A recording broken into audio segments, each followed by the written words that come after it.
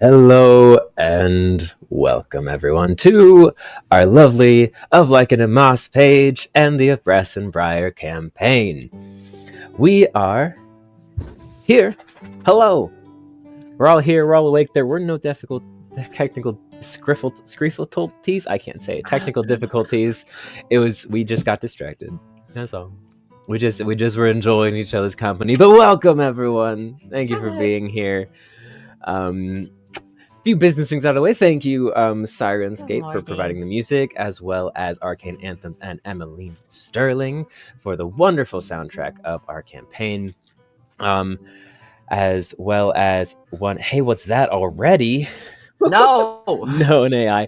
Well, guess what? You've just reset the timer, which has been increased. So I guess I'll roll that now. We got you.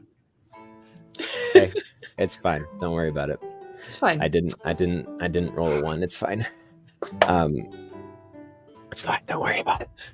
One disclaimer today. I am sick, so please be patient with me. I will try to cover up my coughs as much as possible, but it's good. Oh. It's fine. So spam those hydrates. Thank you, Matt. Thank you for that reset as well. I should have put the humidifier in your room. It's fine. Don't worry about it. All right. Every We hope time you all- that hydrate gets spammed, I'm just gonna drink right next to the fucking microphone. Okay. If we have to drink, you have to suffer for it. Anyways. It's the ASMR. What? No game master of mine is going to... Hello, Matthias. I swear I had that. Scree. Son of a. How much is it? I think it's 5, I believe. 5 green? Hold on, let me No, double check. 3. I swear I had that 3 green. Yeah, Three green. Let me open up the power. The adds are 5, the minuses are 3. Yeah. Worm is just picking your pockets while you sleep. It's fine. Honestly, We Worm trust Worm. behavior. He's got some very good plans with that money in mind. Creek. But without further ado, let's roll initiative. I have only Wait, rolled how we- this how we- set of dice once since getting them at FanX, which is the gemstone My ones. ruby dice. Thank you for the bits, game junkies.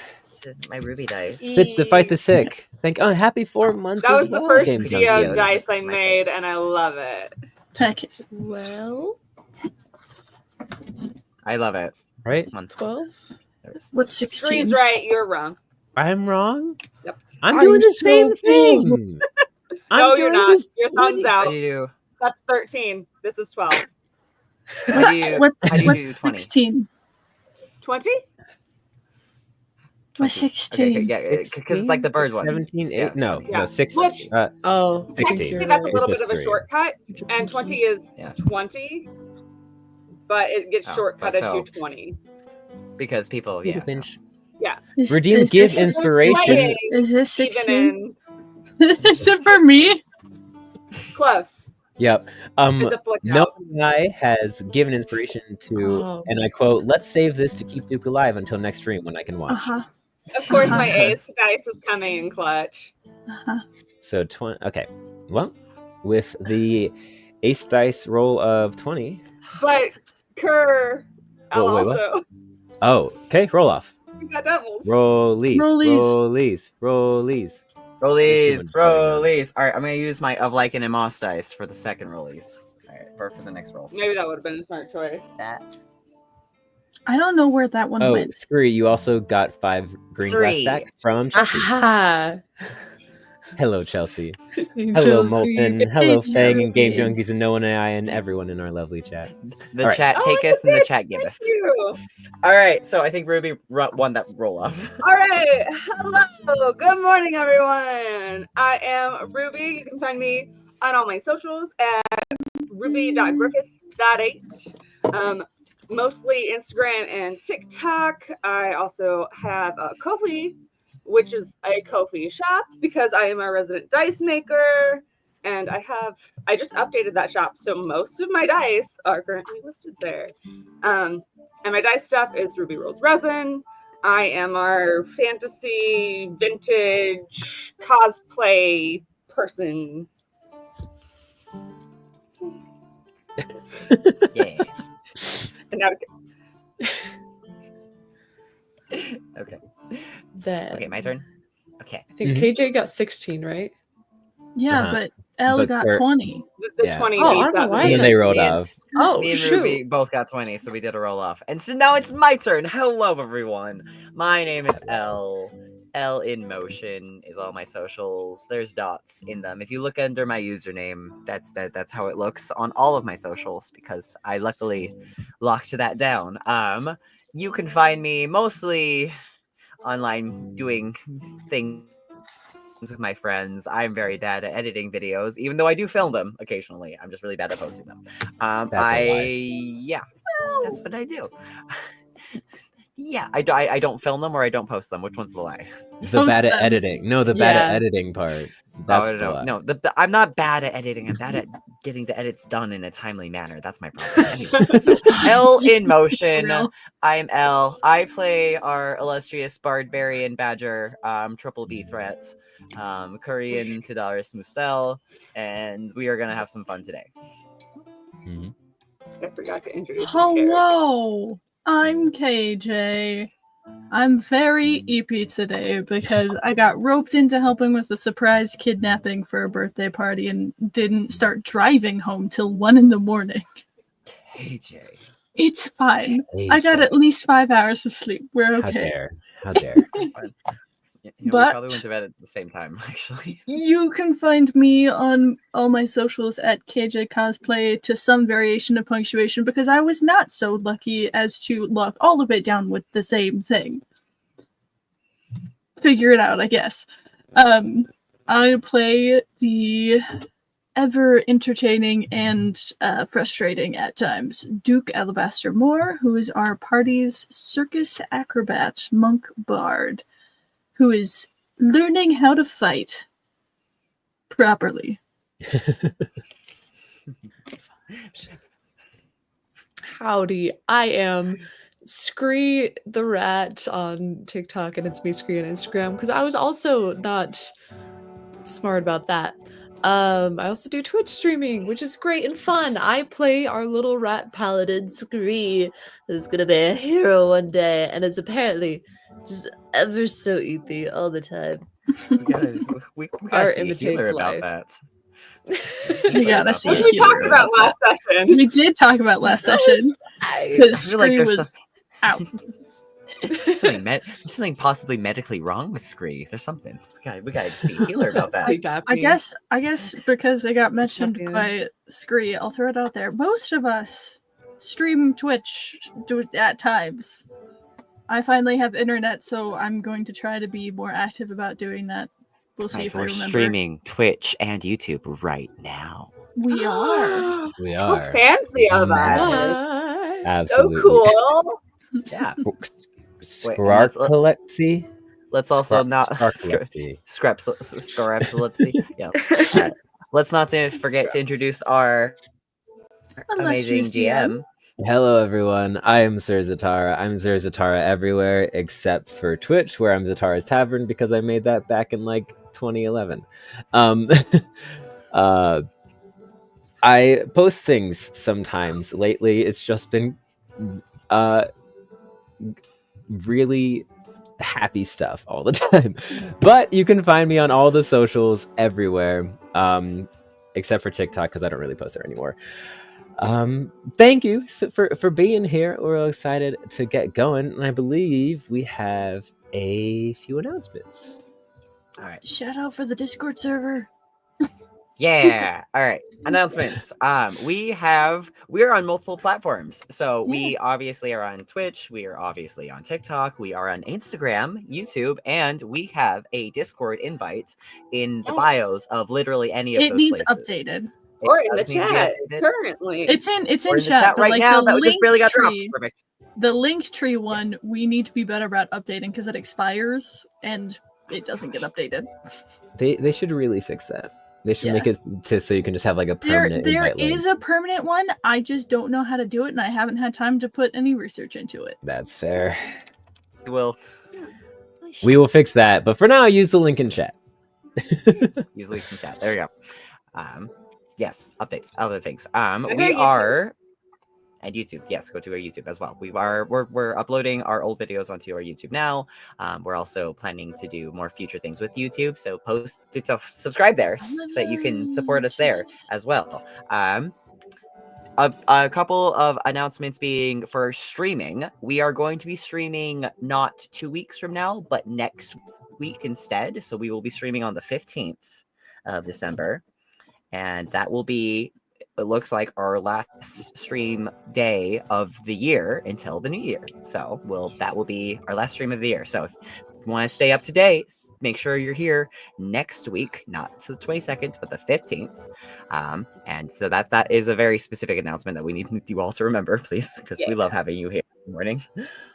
And then general announcements. I don't think we have any events going on, but we all have Patreon or a Ko-fi or other places to go and support us off camera, basically to help us come back on camera to do fun stuff on streams or in videos. So if you can, go and support us there, it's great. Our really cool dice maker has some really exciting plans. So we're gonna tease and talk about these plans. The specifics will be announced once I have everything done. So I had people asking for a dice auction, and so I think it would be fun. So I'm currently making character dice for all of our characters, and those will be auctioned off in a live dice auction. Currently, I have Kurz done. So go to my Ko-fi so you can help me buy these dice from Ruby, please. Please, please. I need to buy these dice. Which I definitely wasn't showing off last session, and Kerr didn't notice at all. Oh my god, really? Oh my god. You can't do that to us. What? Yes, I rewatched so bad. No, I did. I rewatched it, or I re-listened to it because I was editing. But I just okay. Okay. Do it again, I guess. There will also be D20 sets, so I'll do character set for all of us. D20 sets that include 1 D20 from each character, and then our official of Lycan and Moss, of Lycan and Moss Briar's dice sets. So yeah. Okay, I can't even be mad at Bacon for this one because it's actually just genuinely a cool idea. He said, "Our Duke's liquid core to mimic the hole." Oh no! Oh my god! I can't even be mad about it because the design of it sounds so good. You just want all the shiny, sparkly shimmeries. That's what. I'm like, yes. Maybe I'll have to re-pour Dukes, but honestly, they're pretty cool right now. Right. So we'll see. I'm excited. That's nice. All right. So you could potentially have of Lycan and Moss running around in your dice bag. So stay tuned for that.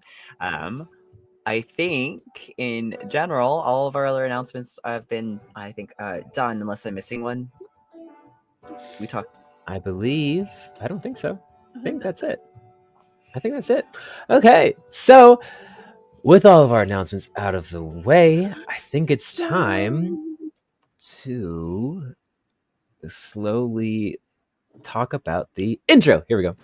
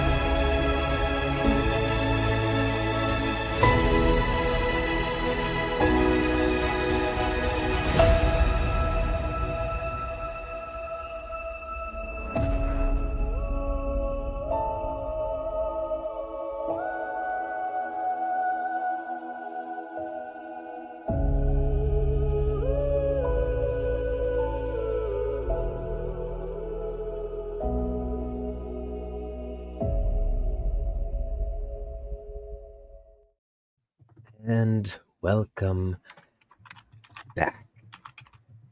Oop, that didn't work. Oop, that didn't work. Oh well. Oh. Anyway. All right. So, to make a name. Oh, that's not the right one. That was last week's. To train and grow is the game. To craft and shape a powerful name. Our crew has rested, learned, and grown to prepare and reap the seeds they've shown. So, last week on Of Like in a Moss, our crew started their anime training montage and teaching Duke how to use their skills to the best of their advantage in a combat setting. After a little bit of training, our favorite guild advisor and the only one we know, Hector Golds, showed up next to Lavender, who was watching Kerr and Duke spar, and decided to impart some wisdom, which there wasn't too much on the actual fight until they went inside. Once inside, they gained some cozy drinks, some cozy food, and asked Hector pretty much any questions they wanted to, for he was free for the morning. Some secrets were imparted, some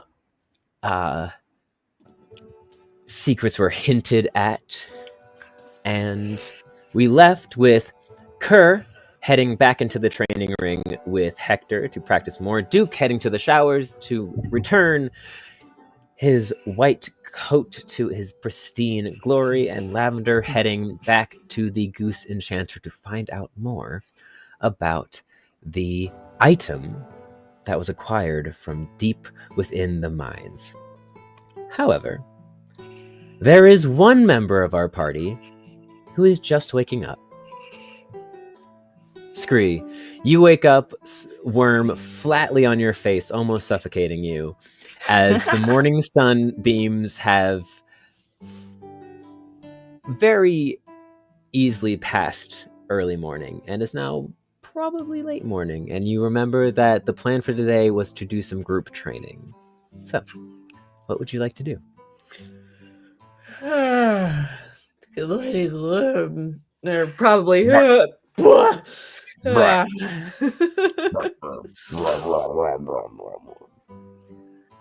is everyone? Oh, they're probably training. We're late. Screw grab the shawl and kind of like throw it on, and, like fur just very, very bedhead, and just kind of like stumble and go up and hop, put shoes on, and open up the door to their rooms out into the main chamber. All right. Opening into the main chamber, you see that the guild is truly ready and raring. It seems as if it's been going for a while. The main hall, not too many people are eating at this point, but there are still people running to the quest board, grabbing a quest off and running out to perform it, as well as it seems as if a few groups kind of deciding plans of attack for whatever quest they're going on today. You don't see any of your friends, though you do still hear the slight sound of rain hitting the top of the ceiling. Ugh. Ideal sleeping in conditions. Ideal. Yeah, Scree will kind of speed shuffle down to the cafeteria with Worm in tow. Mm-hmm. It is a full morning kind of continental breakfast spread where it seems as if the kitchen has just made a large buffet with plates for you to scoop on whatever you want. There's large piles of scrambled eggs, various meats, a whole bunch of fruit and vegetables ready for you, and coffee, tea, orange juice, and hot cider as well. Scree will grab 3 slices of pillbug bacon, tossing one over to Worm, to grab an apple and be like, all right, frick, which way's the trading grounds? Worm just starts. Got it. And Screw falls. Delving out into the rainy morning, you start making your way to the training grounds. It's pretty empty outside of the guild hall. It seems as if people...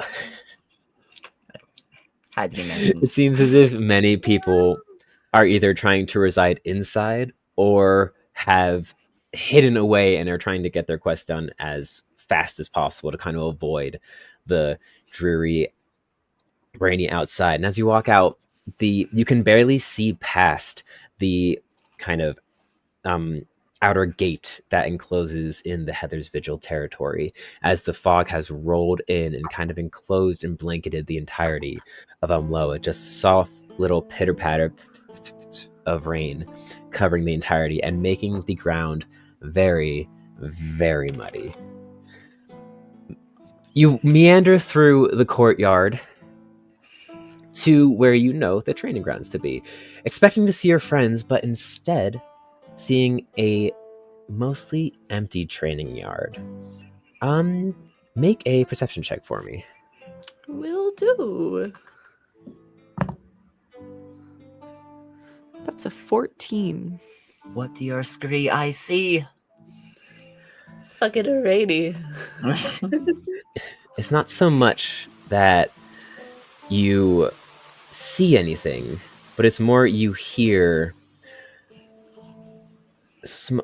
light and heavily labored grunts and the sound of metal versus metal on leather as you kind of look up and see, tucked around the back end of the main training area, kind of as you approach, since you didn't get this last time, as you approach, the training area is a ring. It's kind of like an old converted barn, where the outer fence where the kind of pasture would be, where most of the animals would be kept, has been converted into a mock fighting ring, and the barn has been converted into kind of a safe house where they keep the stores of weapons and armors, as well as seemingly a kind of inside rest area. It's around the back end in a smaller kind of paddock where you see one gray and black speckled canine figure, completely soaked, caked in mud, just heavily breathing and kind of hunched over, panting, facing off against a training dummy in the back. That the training dummy itself is ragged. It seems as if they've been going at it for a while, and the mud around them is just all torn up and completely slushed. At this point, it looks like they're sunk in about to their ankles from how much they've been moving around. Scree, who was probably like looking for their friends, like ears will twitch and be like, "Ooh, action, combat!" And upon noticing this figure Bloodshed? that's gray and black and muddy all over, will kind of trot on over, eating the apple. Are you winning? As you say that, the figure kind of freezes and turns, pulling out. As you turn, you see that it looks as if they have these kind of heavy brass knuckles on that are curved out into points. And you look and you see the face of the familiar Lore, who seemingly has been training for a hot minute. They turn to you and you just hear, "Oh, kind of looks around a bit sheepishly. Well, I think the mud's kind of winning, actually." I don't know. Looks like your opponent will be dead like 7 times over. Hey. Kind of chuckles to themselves as they readjust their knuckles. Goes, sorry. Do you need the training area? I can be done. I kind of looks up and goes, "It's been longer than I thought it had been." Nah, it's fine. Screw kind of like plop down in the mud. I just keep looking for my crew, and then kind of like place the apple just kind of like in the shawl, just half eaten. Kind of take the remnants of the scarf and put it in his lap. How long have you been working on this? And scoop out some sewing supplies and start sewing the two halves of their scarf back together. Oh wait, no, it's just one half because I tied a bow around. Yeah. I lied. Screw just sits down with the apple. Scree's hemming. He's hemming the end. They're He's hemming the hemming, end. yeah. That way it doesn't get Doesn't fray. unraveled. Saving it from Fray. unraveling more. Mhm. But it's Kind of so- wiping. so domestic. I love it. wiping off some of the wet and slinging it down to no avail as they just get covered in more rain. Lore looks up and goes, "Well, it was dark when I started. So I heard some other people training a bit earlier, so I quieted down a bit there. I didn't really want anyone to notice I was back here." Why not? You're doing great. Your Uh, form is excellent. I'm Very thanks. punchy.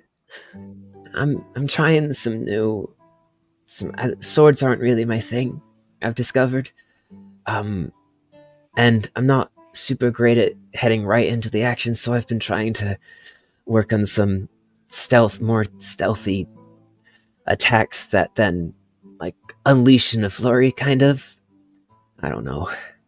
I've also been working on this, and they'll kind of swirl their paw in a large arc as this light teal magic erupts into a flame and casts it towards the target dummy, which then glows brightly as they dip to the right and almost kind of disappear into shadow and reappear behind the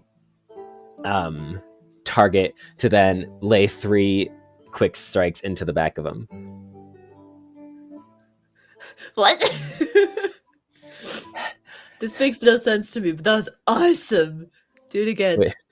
Mitch goes, "Okay, I'll..." And Laura kind of collapses to one knee and starts panting heavily. Like, "Hi. Maybe I should take a bit of a break, actually."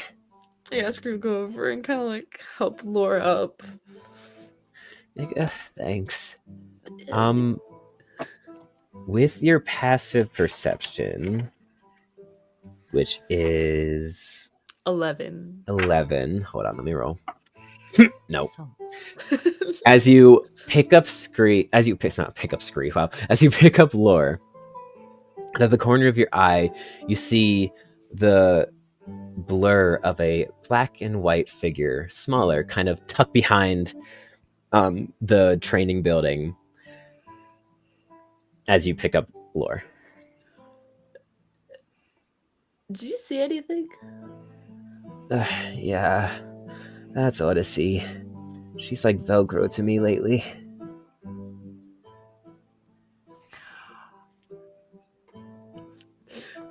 Alright. She's been here since I got here. Since you got here? Oh my gosh, she's Yeah. probably soaked. Come on, we're getting both of you back to the building. And- Got any food? And Screw offer the half-eaten apple. Like, and Lore just kind of like takes her muzzle and clasps down and then chucks in the air and chomps on it. Goes, "Thanks." Looks back and goes, "Odie, come on. It's got wet enough." And you see the over her shoulder. smaller, short-haired form of a mostly black canine figure with these giant splotches of white, completely soaked and muddied. And you can see that on her hip there seems to be a long chain that's connected to a leather padded ball that seems to be a training flail, essentially. I love that. She goes,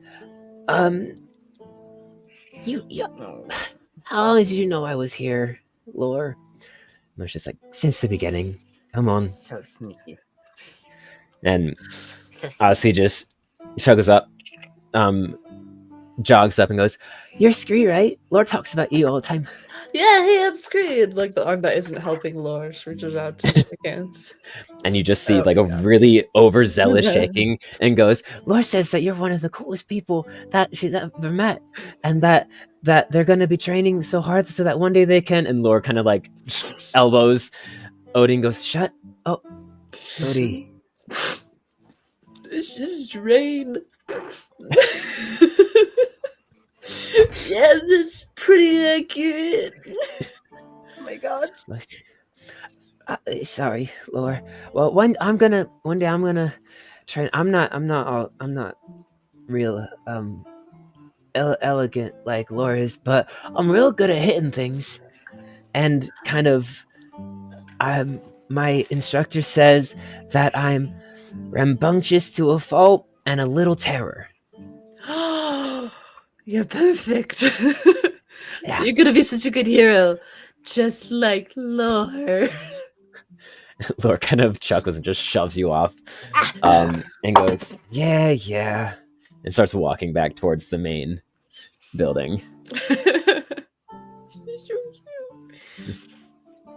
But yeah, I'll be walking with them. Odie, what are you trading with? I got a flail. Well, it's just kind of a leather ball on a rope right now. But once I get real good with it, it's gonna be big and spiky, and I'm gonna smash people's heads in. Yeah. It'll be good. Only bad people's heads, right? That is subjective. I love I love the critical thought process going on. It's inspiring to see in the next generation of heroes here. Yeah, I love it. Adventures. Which, as you make your way back to the main building, the rain starts to subside, and you can see some rays of sun start breaking through the cloudy, overcast sky. Nice timing. Which you also catch kind of the tail end of a very muddy, white-furred ferret folk entering into the main building as you approach. His seems kind of grumpy. We should probably lay low for a little bit till he's clear. You guys are very particular about his fur. That's fair. I couldn't imagine carrying that much. As Lore just like slops off a bunch of mud and hucks it onto the ground. You've had breakfast already, yeah? Yeah, I've had apple and bacon. That's not breakfast, come on. Well, you definitely haven't eaten, so I'm winning right now. I actually had a pancake before I left. Yeah, like forever ago. I guess it is time for 11Cs. All right. What about second? You walk in, and it's not much different than the first time you went in. There's a few less people around, and breakfast is kind of wound down, so there's just kind of the scraps of what's left over and isn't being restocked anymore. But there's still a decent amount of food, and you see Lore just piles on a mountain of pretty much everything, just something from every leftover plate, and then sits down on one of the high-walled booth seats. And as Lore kind of goes to the buffet style line and loads the plate, you see Odyssey walk up behind and mimic every single move that Lore does. And you see by the end, you see Odyssey kind of start like looking over towards Lore as they keep scooping more into their plate and like more hesitantly grabbing food and putting it onto their plate, and just gonna be like looks towards you and goes, "Will you help me eat this? I can't eat as much as Lore." Yeah, we could split it. Cool, awesome.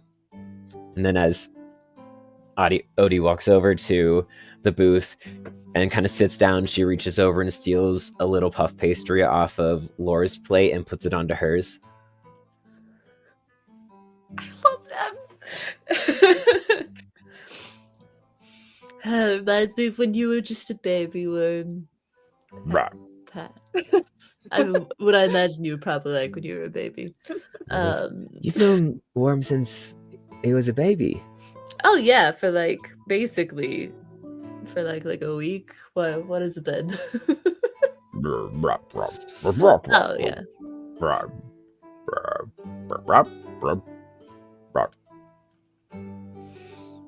Couldn't have said it better myself. And that basically sums up our friendship.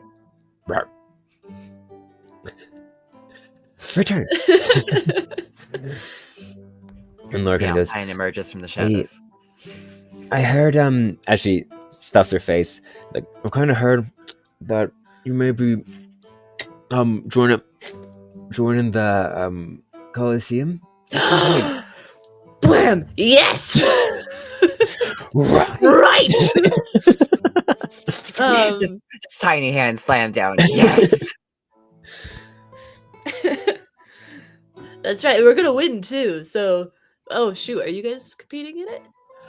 I was just like, I'm too little. Oh yeah. And That's I goes, I don't really have a team, so I'll probably just watch with the rest of the vigil. good because I really like you guys as friends, and I feel like it would be mean of me to just win without considering your feelings. Are you doing it with the rest of your troop, or are you all going individual? We haven't discussed that. I just kind of assumed we were all working together. I feel like it's summed up a lot of our relationship. From what I understand, the Colosseum, you can do it individual, but most people do it in teams. It usually starts with a giant free-for-all, so the kind of whittle down the competition right at the beginning. So that's probably why a lot of people do teams, and then if you win as a team, the whole team splits the cup at the end, and then you all get your names on the wall outside. Yeah. And you see they pull out this tiny little journal and open it, and you just see a bunch of like little drawings of figures and then just pages of notes afterwards, and then they flip and goes, I've been keeping track of all the past champions for the past couple of years. Some of them haven't been around in a while, so I had to go do some research, but I have some pretty good notes about like their weaknesses and their strengths and their tactics. You're a Colosseum fan? You're a collie? Well, she's a collie, actually. But, Oh. She's a collie. She's a cattle dog. They're a cattle dog. Sorry, dog trainer jokes. No, I've always wanted to join the Colosseum ever since I made my way here to Elmloa, but I thought joining the Vigil and actually getting some training experience would probably be better than just like going in and getting wrecked. People take it real seriously. And you get hurt. I mean, they fix you up afterwards, but people have died. Team. How many people can be on a team? 5? I think so.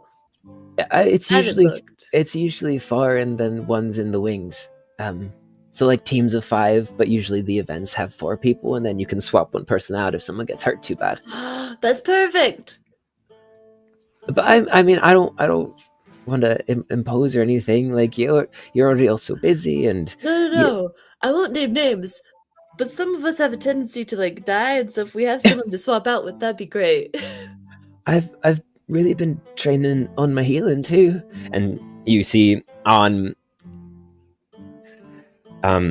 from this little pouch on their hip, they open it and pull out this large tome that kind of doesn't look like it should fit in that pouch, but pulls out a large tome and slams on the table and goes, I've been studying healing quite a lot. And you see that there's just so many little tabs of various colors throughout the book. And she opens it up, and as they move their finger down, they go, I'm almost ready for this one. And they point, and you see the in-depth alchemic and magical formula to cast Revivify. It's probably just a little bit more studying. Hector thinks that maybe in like another month or 2 I should be able to get it, but I think I'll be able to get it in like a week. I was gonna say, yeah, maybe like another week, which would be a perfect timing with the Colosseum. Well, I would have to go real fast. The Colosseum starts in 3 days. Yeah, it's only like a 4-day difference. That's fair. I can do that. But you should focus, and Screw put a hand on the shoulder. You should focus on what you want to do, if that's fight or heal. I'd kind of like to do both.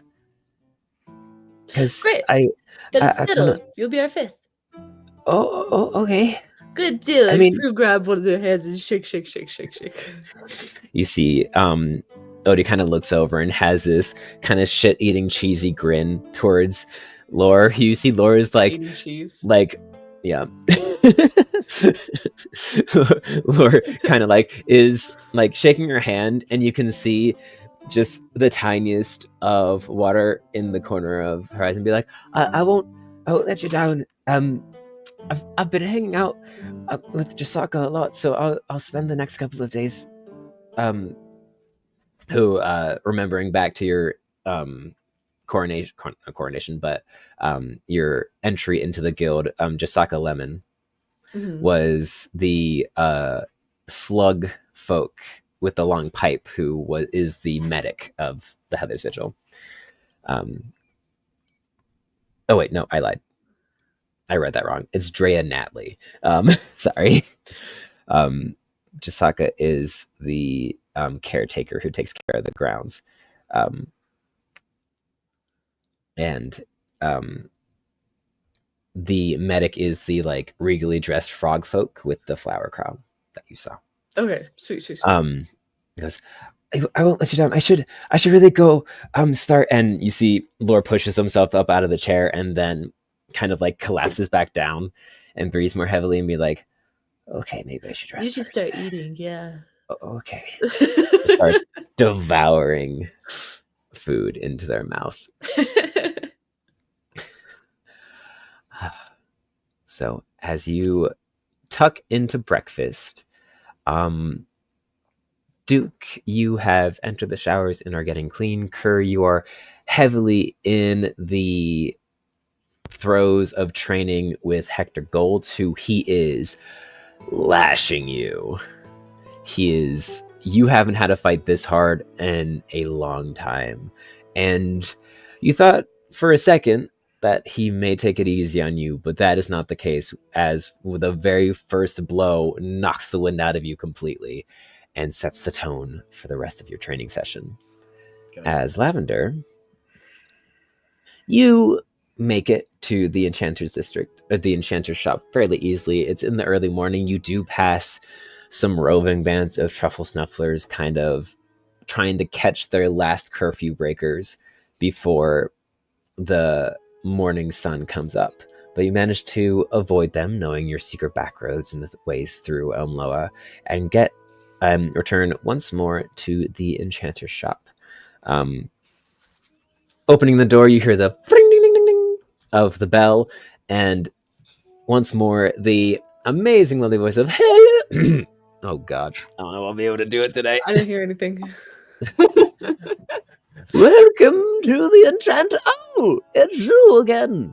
Well, something wrong with your is it broken? There's no refunds. I'm sorry. Oh, no, it's been working wonderfully. A friend is actually getting to test it out. I think it will be wonderful. I actually love this so much. I thought of you when I found this thing, and you're just such an expert. I thought maybe you could help me figure out the origins of this weapon, Oh. because it's your specialty and it seems pretty magical, and maybe you would know where it was made. Enchanted item in identification is 5 blue gold. I think I have that. And we'll hand over the 5 blue gold. Wonderful. Piddlewick Timberbrand takes the goldenrod, leather-wrapped goldenrod, and throws it into the kind of same telescoping machine that enchanted Duke's armor piece, and clicks a button, and it makes a obnoxious whirring sound as he looks towards you, kind of adjusts his spectacles and his dapper purple velveteen vest, and goes, so, how are things? Well, preparing to fight in the Colosseum. Oh, fun. Keeping the ear to the ground, as one does. Ding! Oh, good. Shush, shush. Here you go. And as the ding of the machine goes off, he grabs it, and his eyes flash as he hands it back to him. Goes, I have no fucking idea what that is. Like none at all?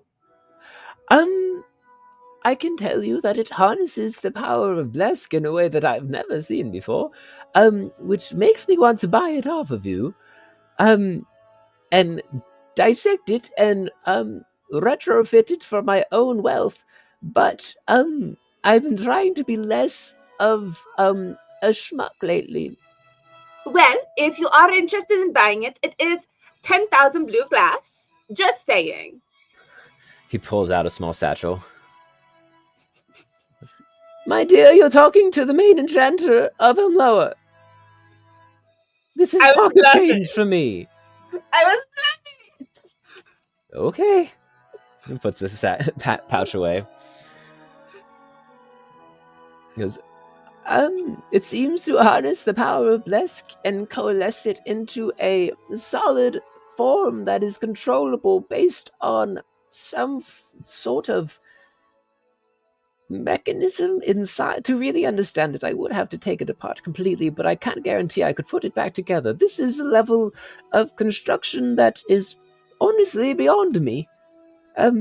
And beyond most enchanters and artificers in the city of Umloa. This has actually managed to do something that where did you get this? I found it in a cave. In a cave? Yeah, like you know the mine? That the Mortar Brothers mine, yes? Yeah, kind of around in that area, in all the mine shafts and things, you know. You just found this in a mine shaft? Yes. What kind of made-up make-believe game is that? Well, sometimes one likes to explore dark places. Well, if you're It's not nice. going to sell it to me, I can't really tell you much more. Besides, maybe don't go asking more people about it, because some people will just murder you for it. That's fair. I mean, you're lucky I'm fabulously wealthy and can probably get something cooler later on. If you wanted to do any more studying, I don't know if I need it like this afternoon, but you would have to pay me handsomely for any more studying of it. Like I said, I would have to take it apart. Well, then, I can tell. I mean, if you would like, I would have to take it apart. And like I said, I could not guarantee that I would put it back together in a functioning way. I would prefer it functioning. It seems kind of cool. Then I should not take it apart. So you may keep it. Thank you for letting me look at it. And I will not tell my investors about this. Do I believe him? Make an insight check.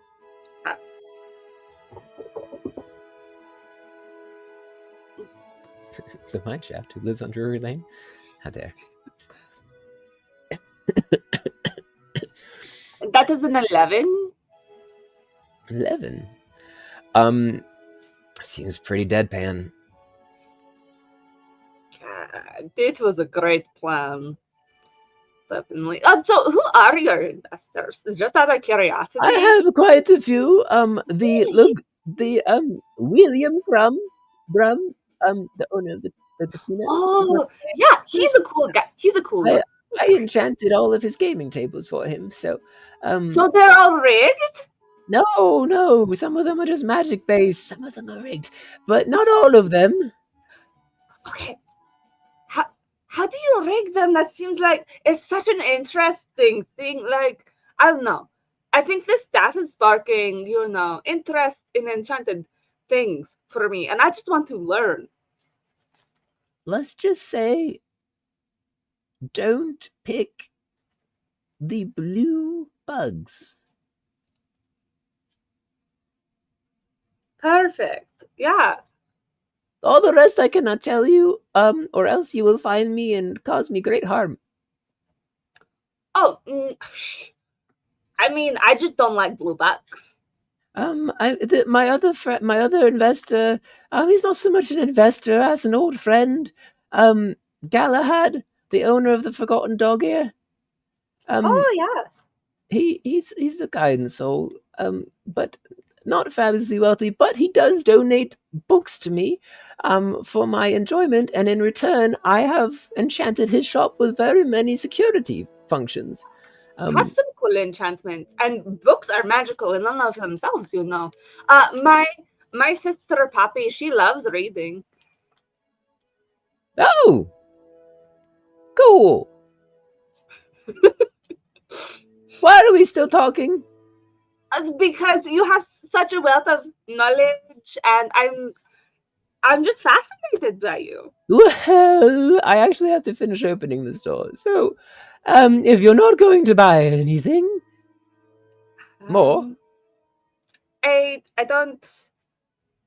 I think I'm probably good unless you know how to put an fine. anti-theft spell onto a hat. He walks into the back room, and you just hear, "That would be 300 blue glass." I don't think I have that. I will leave. Leave the poor little goose alone. Have a goose day. You enter back into the streets of Amloa, into the intellectual ring, where you see scholars and students and some royalty traversing the streets. There is a reduced amount of truffle snufflers in this district, apparently, than the lower, more less well-off districts. You notice with your passive perception. So, making your way back through the crook, the intellectual ring, you pass the Corvus Call and head back down to. Well, I guess I should ask. Would you wish to return to the Heather's Vigil, or is there anywhere else you would like to go? I shall return to the Heather's Vigil for now. I think I need Scree for the next bit I want to do. All right. So I will go find the Scree. All right. See if You return Scree the found, rainy. the scones that I left for them. The what? The scones that I left for Oh, the Scree stones. on the table Okay. in our room. Yeah, the screen completely failed to see. It's fine. It They were was under a morning. little plate I so was they would in a stay rush. warm, and they woke up late, didn't look around. It's okay.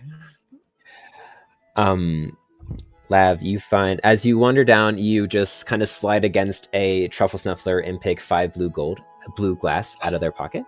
And Scree, as you're watching Lore kind of devour their food, some money, 5 green glass just falls out of or 3 green glass falls out of your pocket. But you notice it and kind of look under the chair and find 2 more. So you actually gain 5 green glass. I gained 2 total. You gain 2. Yes, you gain 2 total. Yes. Yeah. Math.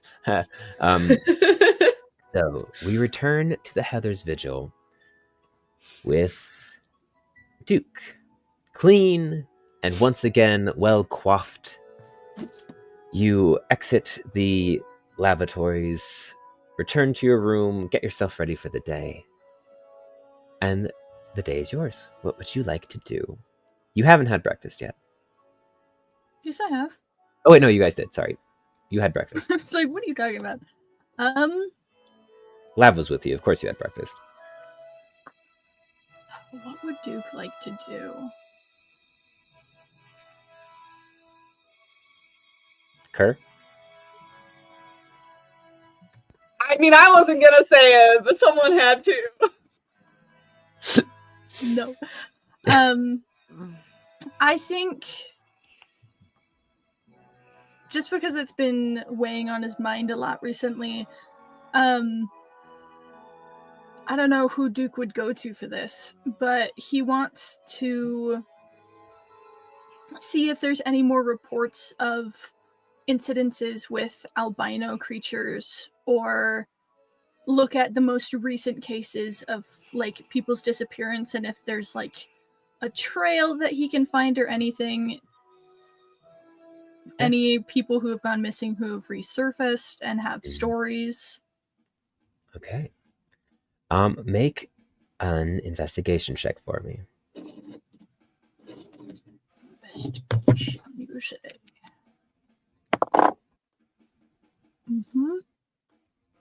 +3 is is a 22.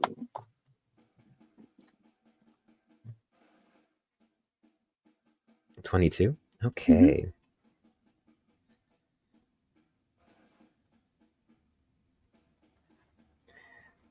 Let me just look.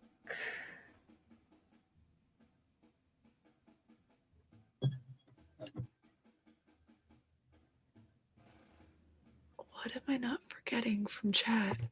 There was a redeem where you You- have advantage. You when have we advantage roll on it. next initiative. Mhm. Nice. I won't Um, forget that. Looking through You look so and panicked. trying to find any information, you start getting very discouraged after about 20, 30 minutes of looking into all of the... What books are you specifically looking through? Just kind of... not even necessarily books. Like, he'll look through some books to see if he can find any like historical references of this happening, but he's also gonna try to tap into people and resources where people might have been reported to be missing, or accounts of people resurfacing. All right. So you begin in the library and then move... Actually, no, you don't begin in the library. You begin at... You go down to the quest board to begin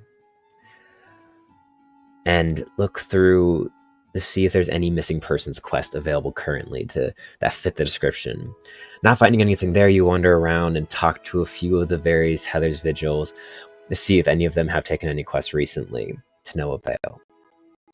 After about 20-30 minutes, you start getting rather discouraged. The few cases you found of a missing person seem to be either rather mundane and normal, classic slaver's ring or human trafficking stuff, all that really light stuff.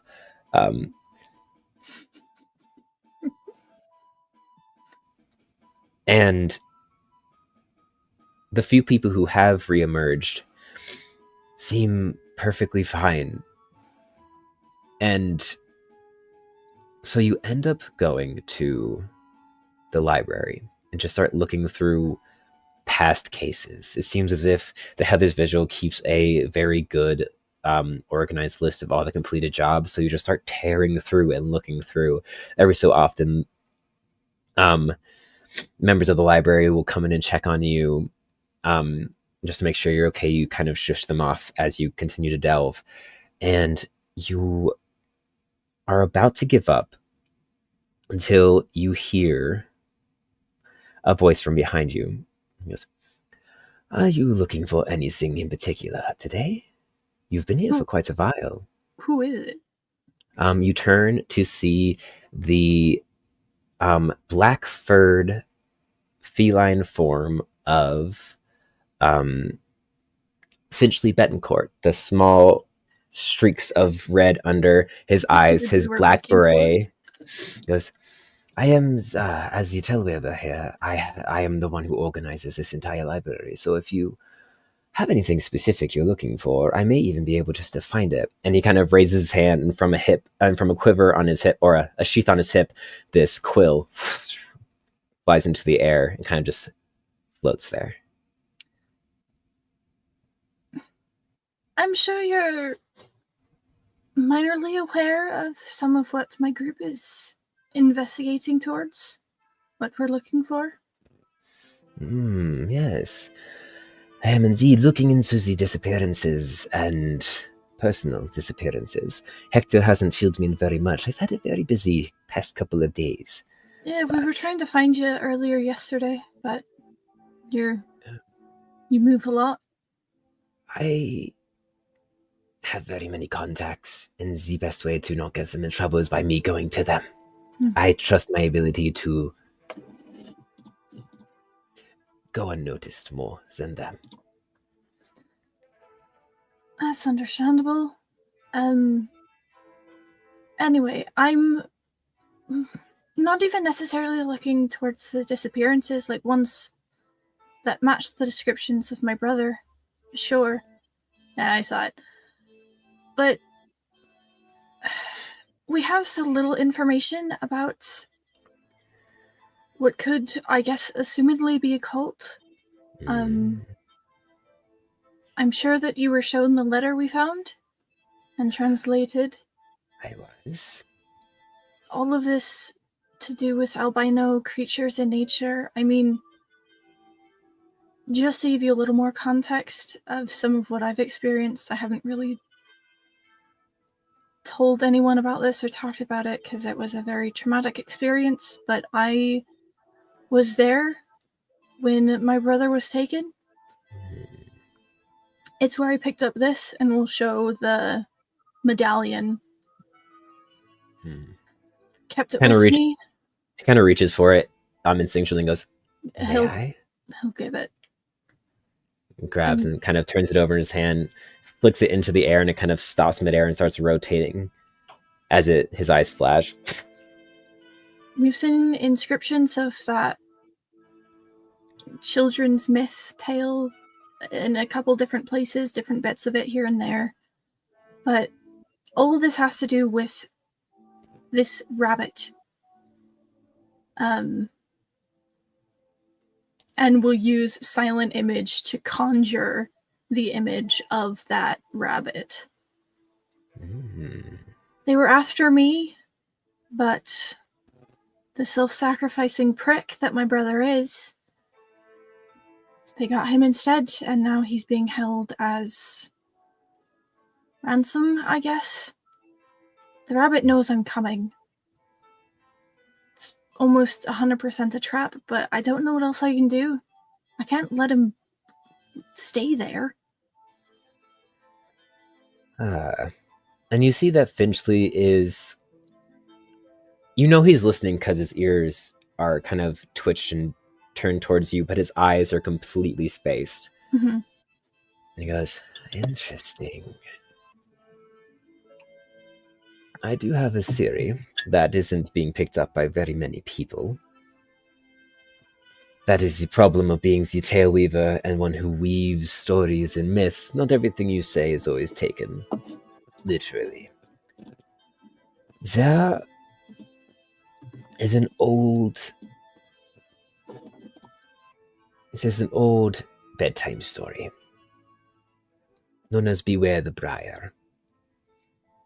It's one of the first ones. I'm quite familiar with it. We actually use it for act purposes and storyline every once in a while for acts. At least we did. It was little known information about that bedtime story, foreboding tale,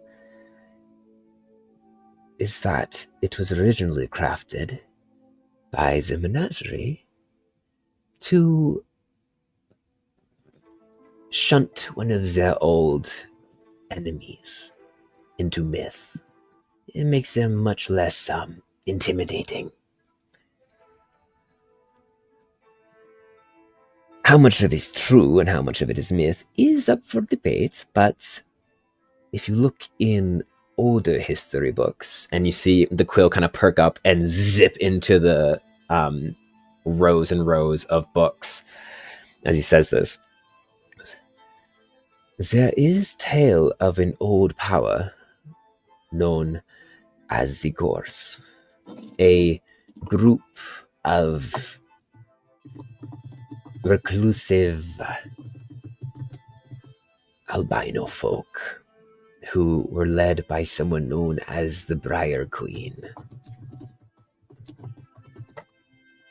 Everyone knows that the Velvet Clasp ruled this land with an iron fist, but not many people know who the Velvet Clasp took the land from. Legends say it was her. Legends also say she had a ravenous hunger and was satiated by inviting various subjects to her castle.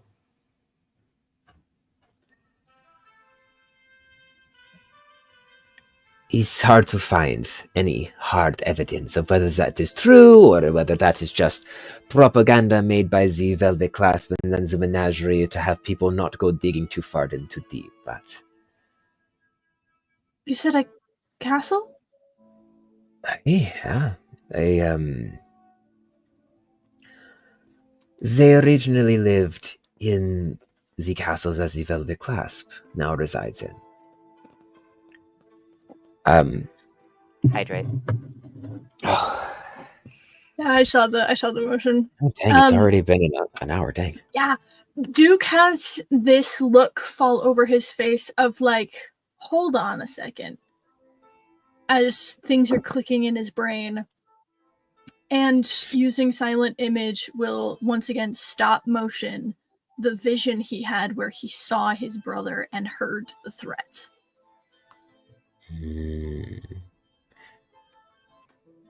It is foretold that the Briar Queen is indeed a white rabbit, and that her line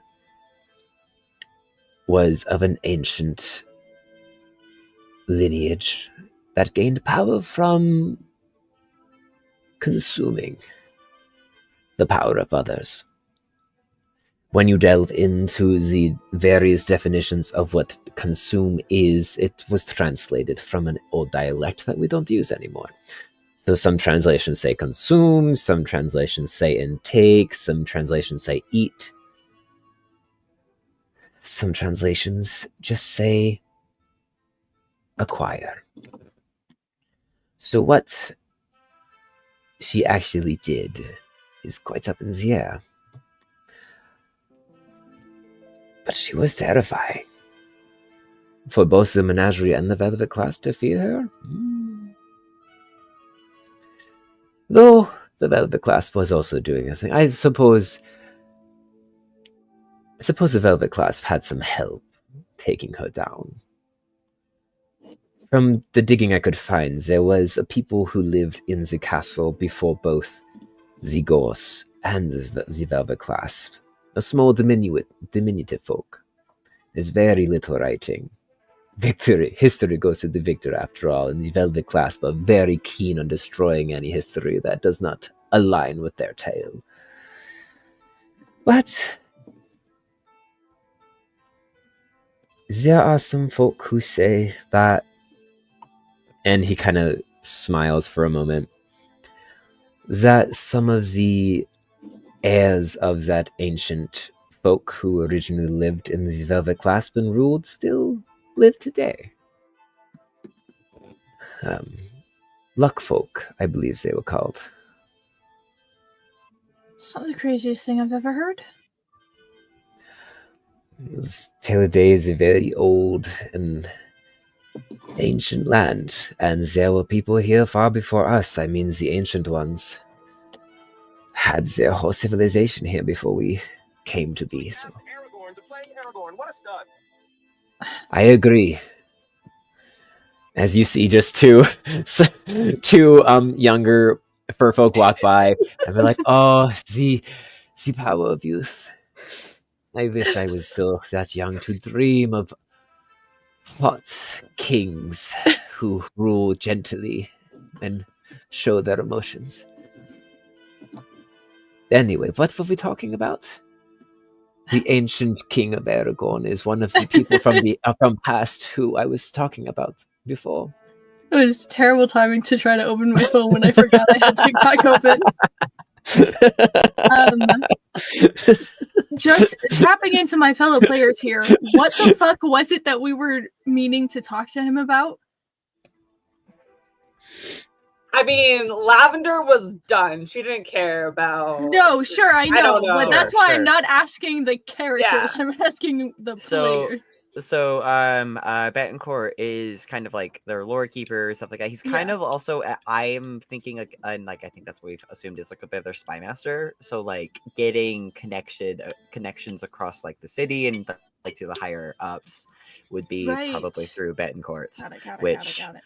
Lav doesn't care to do anymore Lav because doesn't give a shit, but Duke said even volunteered that he would talk to him by himself, and this is a great opportunity to do so. pretty much, yeah, That's exactly. right. Mm-hmm.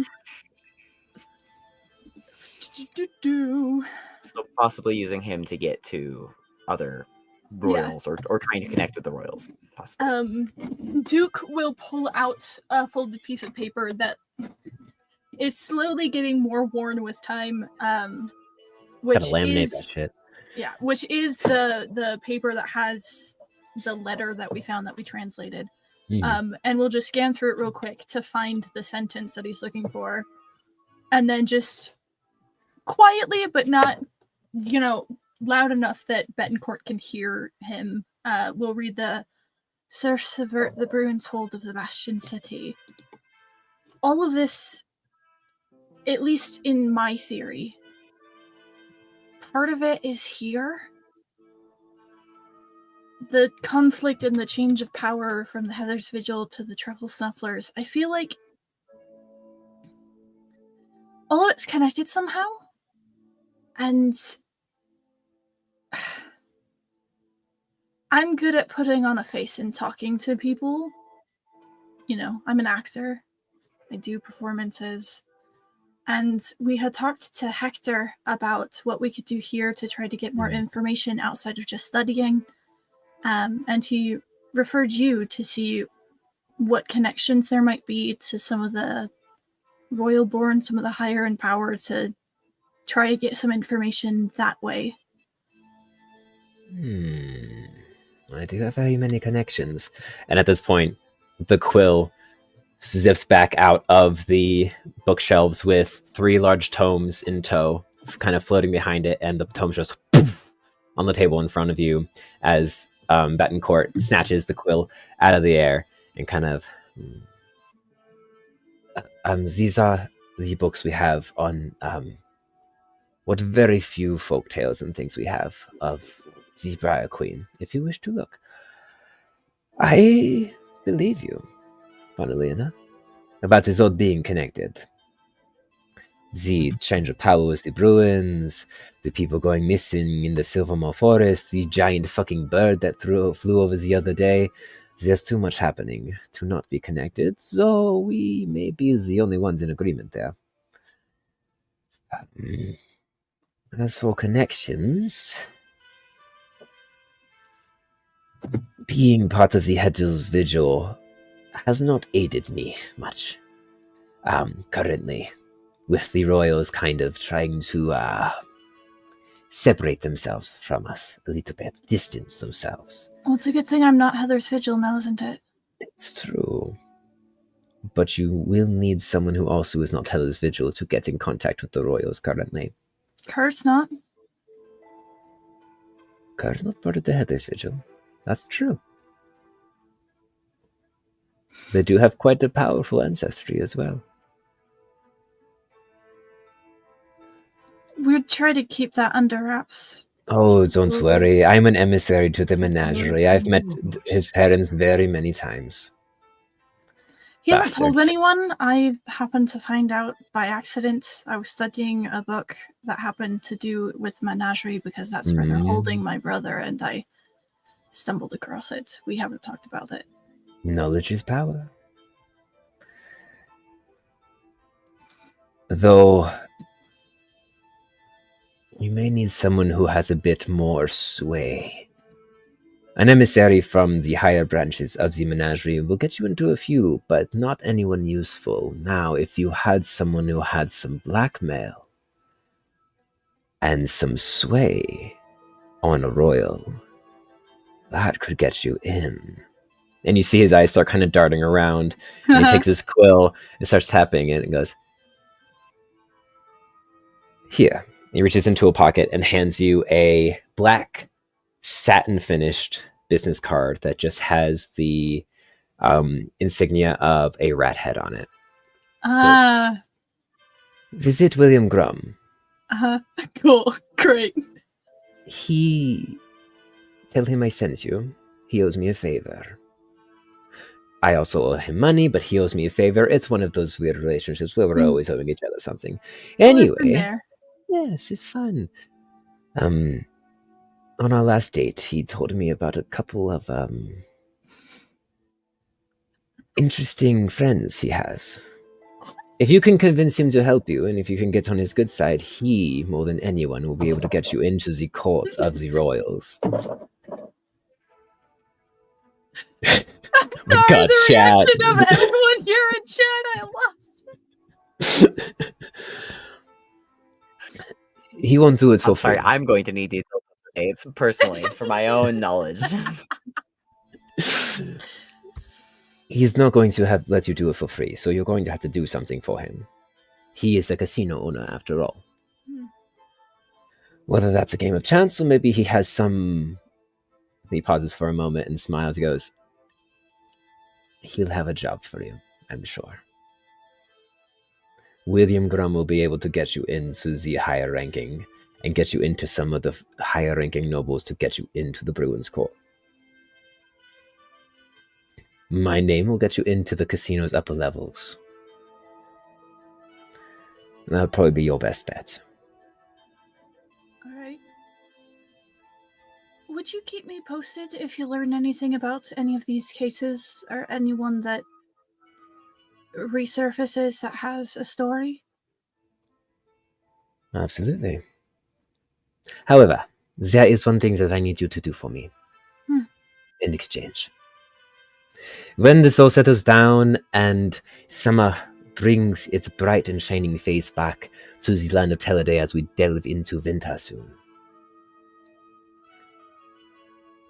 Every summer solstice, we throw a little extravaganza here at the Vigil. Duke gets like a little bit of a smile tugging on the corner of his mouth. You say you're an actor, and one of the main events of the festival is a play, a musical specifically. And I need actors. I mean, I'm obviously an actor. I've learned how to play characters, but I'm more suited for the acrobatic scene. Fine. Be a choreographer. And you have a deal. Duke will stick out his paw. Lovely. He reaches out and shakes it and backs up and goes, well, is there anything else I can do for you? Not that I can think of, but everything's a bit fuzzy and jumbled in my head at the moment, so... I feel that. I definitely feel that. It's been a wild couple of days. Well, if you ever wish to find me, don't go to Hector. The best way to get in contact with me is either go to my room, which is on the third floor, or you can go to the Gentleman's Club and ask them to page me. Good to know. Thank you. If they give you any trouble, let them know that I told you to do so. Thank you for your help. Of course. In the private holes of my second home, and he gestures to the library, I can be much more free with what I speak. If you speak to me again around my fellow council members of the guild, I may not be as forthcoming with my information. But we'll have to save face. Not all of us are as forthcoming and morally grey as we are here. So, good luck on your endeavors. I have to go punch Hector. And he bows, and the quill kind of mocks his bow movement afterwards and resheaths itself in its sheath as he vacates the library. Duke will take the books that he got and head up to the room to do some studying on the Fire Queen. All right. Kerr, roll a d20 for me.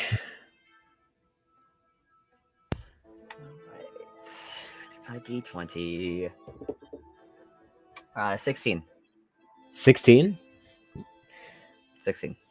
A solid thump, boom, impacts your back as you fall into on fours into the mud in front of you, panting heavily, and you look up to see Hector, who is also panting heavily, go, very well done. That's not his voice.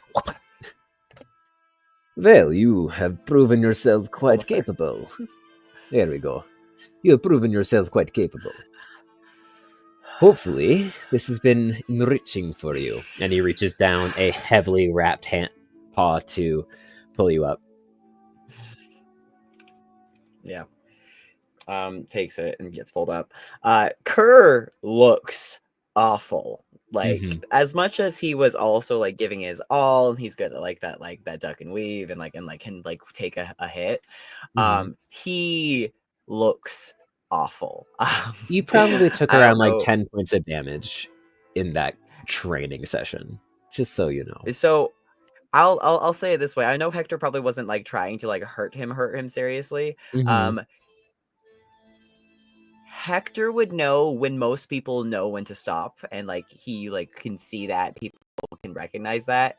Hector Mhm. saw Kerr reach that point and like be like, okay, we should stop fighting. And then Mhm. Kerr continued on with training. So like he's Mhm. very much like we've passed the point of we did training. This is full body exhaustion is where he's at. Yeah. So even if it's not like damage, it's full body exhaustion. Mhm.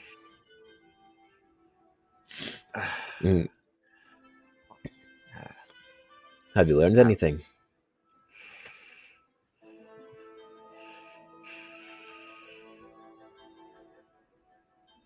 Probably not, but it's as good as I needed to.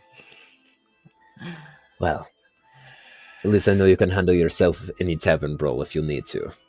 And he kind of pats you on the back and goes, let's go fucking eat some food. And he just kind of hops over the training ring and starts walking. Kerr looks around, sees that it's mostly empty, probably still because of all the weather and mud still everywhere. And instead of following, he goes to the dummy that Lore had been using and starts just punching. Okay. It's not like he's practicing forms and like practicing strengths. If anyone watching him can see like, oh, this guy's kind of having a breakdown. He just keeps going at it until his like knuckles are bloody, and does that for like another additional like 20-30 minutes, or until the dummy breaks, basically. Which the dummy does on the last kind of on the verge, on the cusp of a rage. You punch in between the relentless training of Lore in the beginning of the day, and now you just wailing on it.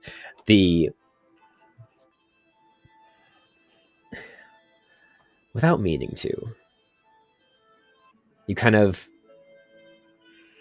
the last few rounds of punches, your eyes have been wrenched shut, and as you open, the faces of everyone who has caused you pain flash across the mannequin's face, and you just hear as it breaks and slams into the mud behind.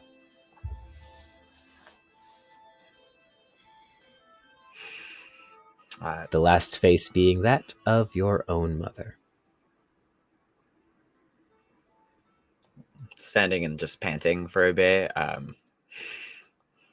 he turns to like go inside and go get cleaned up.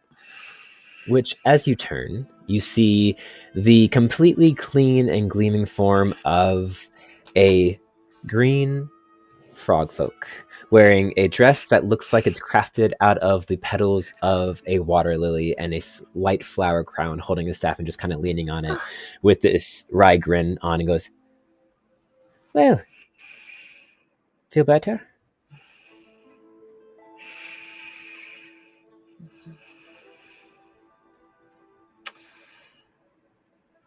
Not really, but I'm definitely tired enough for a drink and some better company. Very well. And she kind of leans off her staff and just kind of stretches her arm out and does a small little twist with it. And you feel some of the aches and pains kind of subside slightly. You're like, I know that's probably not what you want, but 'tis my job. I don't think I can help that one, though.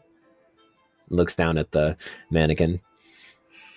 Oh yeah, he's definitely a goner. Oh, What's your name, gorgeous? Drea Natley. Covered in mud, looking like shit. But let's for real. One eye is swollen. It's bad. Mm-hmm. Like, Yeah. Drea Natley, medic of the Heather's Vigil.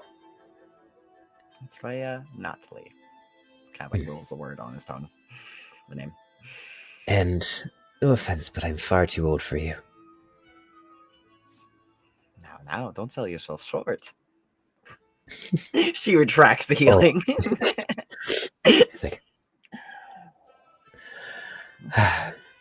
well, I don't have any wise words to impart you. I just saw you were in pain, and so I came to soothe it. Have a lovely day. And she nods and turns and starts walking away. Thank you, Joya. Sorry. I can be. Don't apologize to me. And she kind of like waves her staff again, and your eye kind of rescinds a little bit. Yeah. He like just looks up into the sky, which the clouds have parted, and now it's kind of sunny, so the mud's starting to kind of cake onto you a little bit. Wow. He knew it couldn't last forever, and hops over the fence and goes inside. Goes to shower. Right.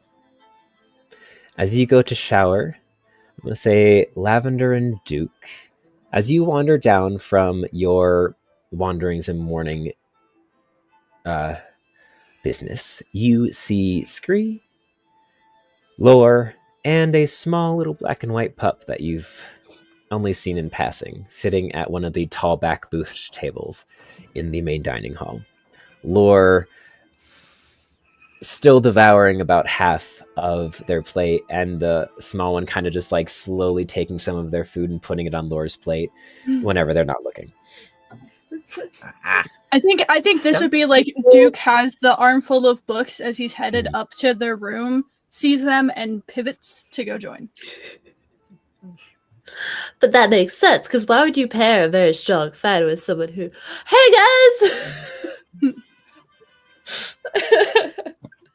Look who's finally awake. Yeah, we're talking about the Coliseum. Yeah. Strategizing, yeah. Lore's our 5th member. Oh, I didn't realize we needed this yet. I mean, in case The more the merrier. anything happens to anyone.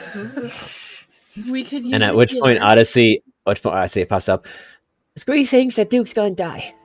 I never said names. Well, and Duke, like, You hush. at this point, Duke is just taking it in stride because people have been fucking with him over it the entire Yeah. time. So from his crop top, it's more of like the one he's wearing is more of like a sweater, but it's still crop top because he has a brand to uphold. does. We'll just An image. pull up to show the giant scar on his chest and be like, "There's reasonable worry for it." And we'll sit down and drop the books on the table. The Alpine pivot. I love it. Lore has been studying healing magics. Maybe not just magics. Yeah? I didn't understand a lot of the book that Lore showed me. It's a bit of magic and some classical medical training as well, along with some up close and personal fighting. My mum always told me that being right in the thick of it's the best way to keep people out of danger. So, And they're getting pretty good. I was watching them train. They fucked up one of those mannequins. Hell yeah. I mean, it was still standing. Didn't get to the point I wanted to. They're built to be pretty sturdy, though, so... I was hanging on by a thread of the wood. It was...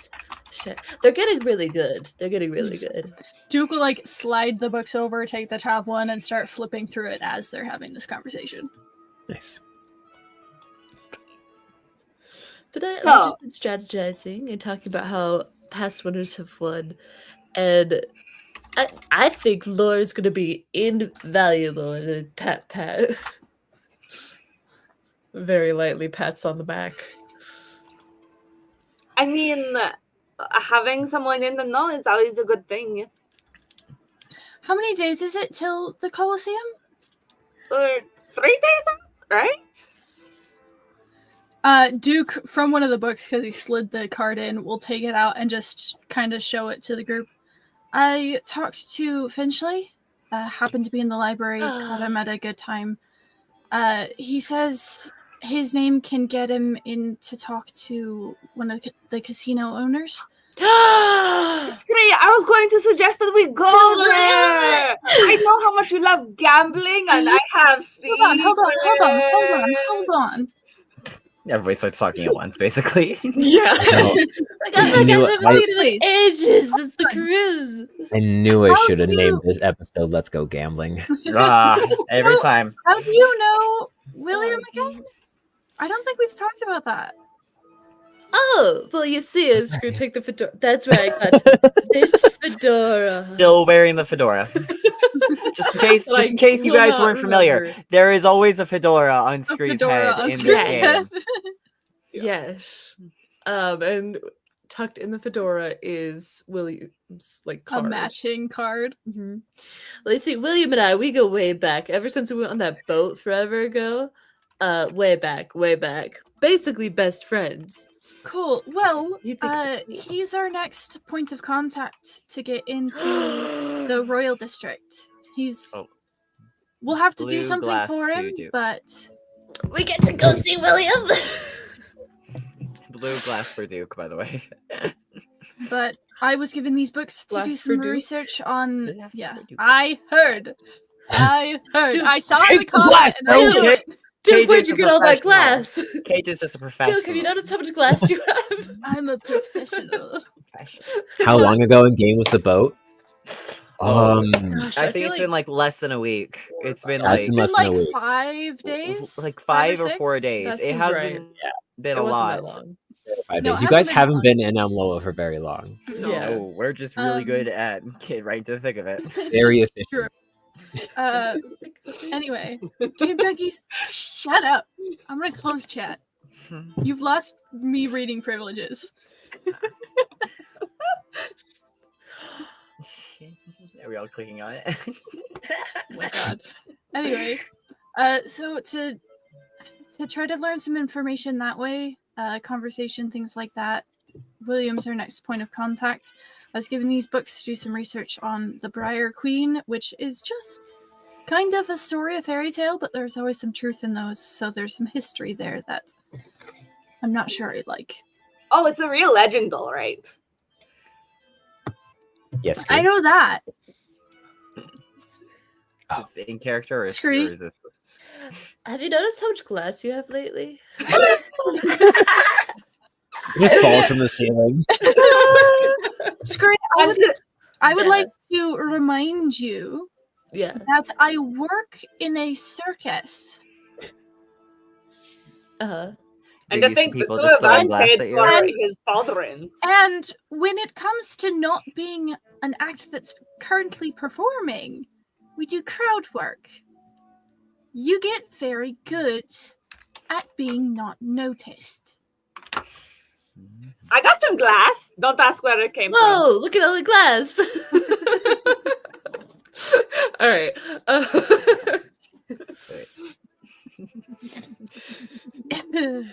Comedy glass, everybody. I love it. But yeah, I think that is. Wait, so Briar Queen. Do you not know that Why? story? No, I probably know it, right? Like, maybe. It's been brought up a couple of times know because it it's on the back of the loosely. medallion, and we've seen They- references of it. Make a history check.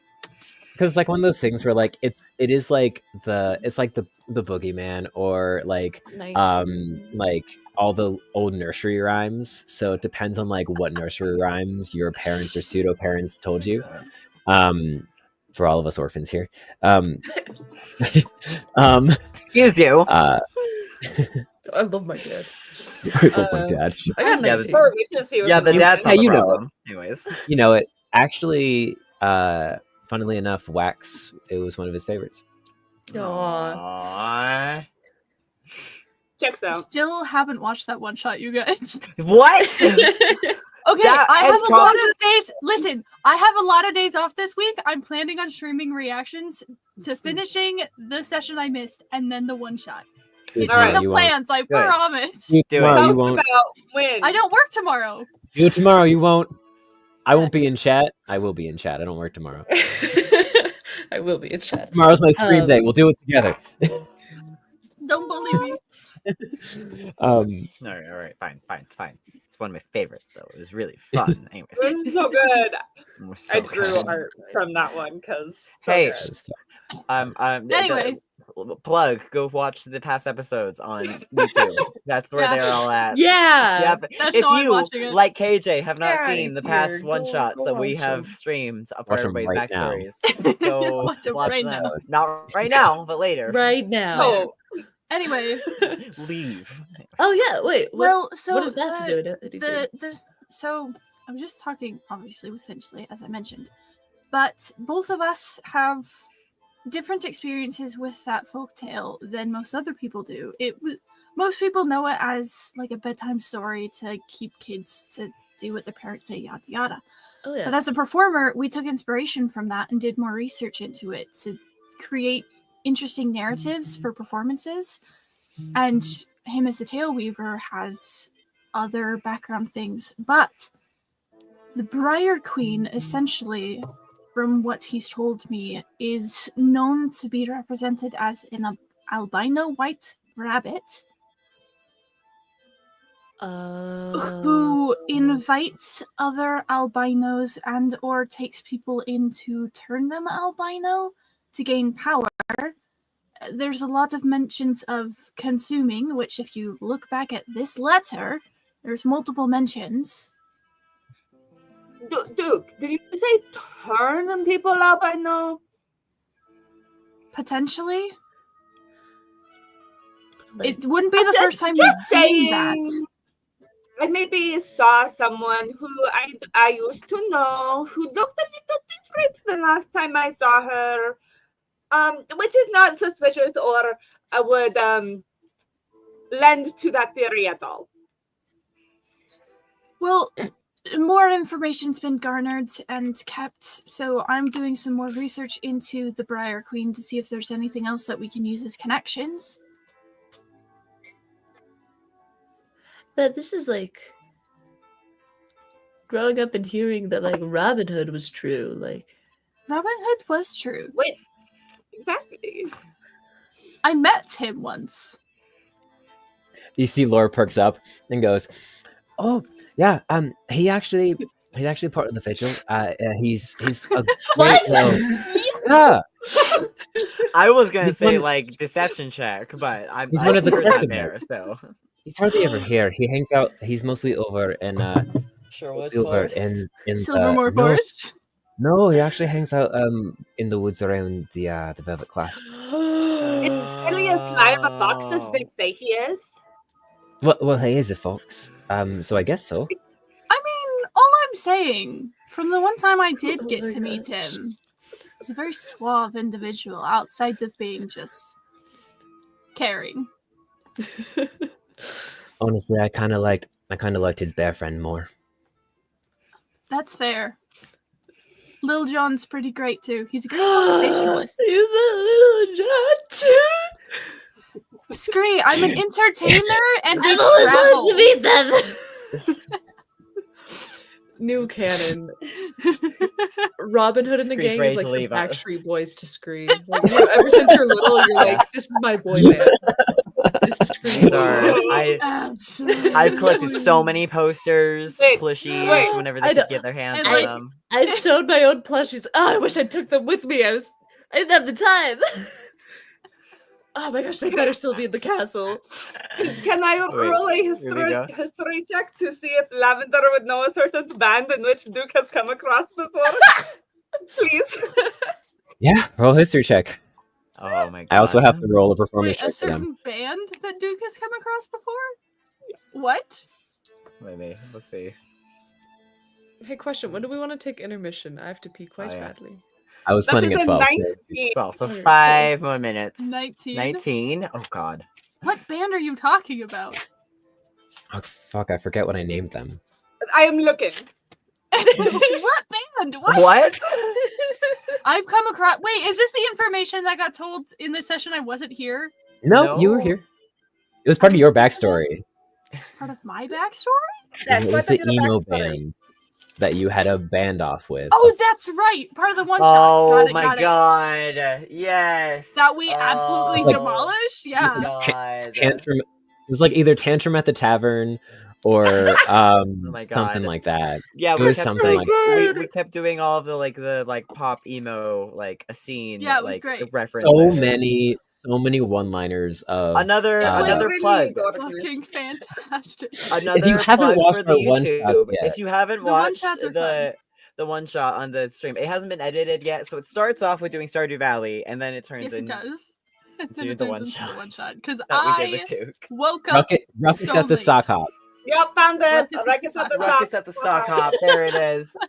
There it is. The Oh bunny my boy God. got it first. Memory. Ruckus at the sock hop, Love which you, is Bunny totally Boy. not a reference to Panic at the My Disco at conspiracy all. notes No, are no, proving no. useful. Yeah.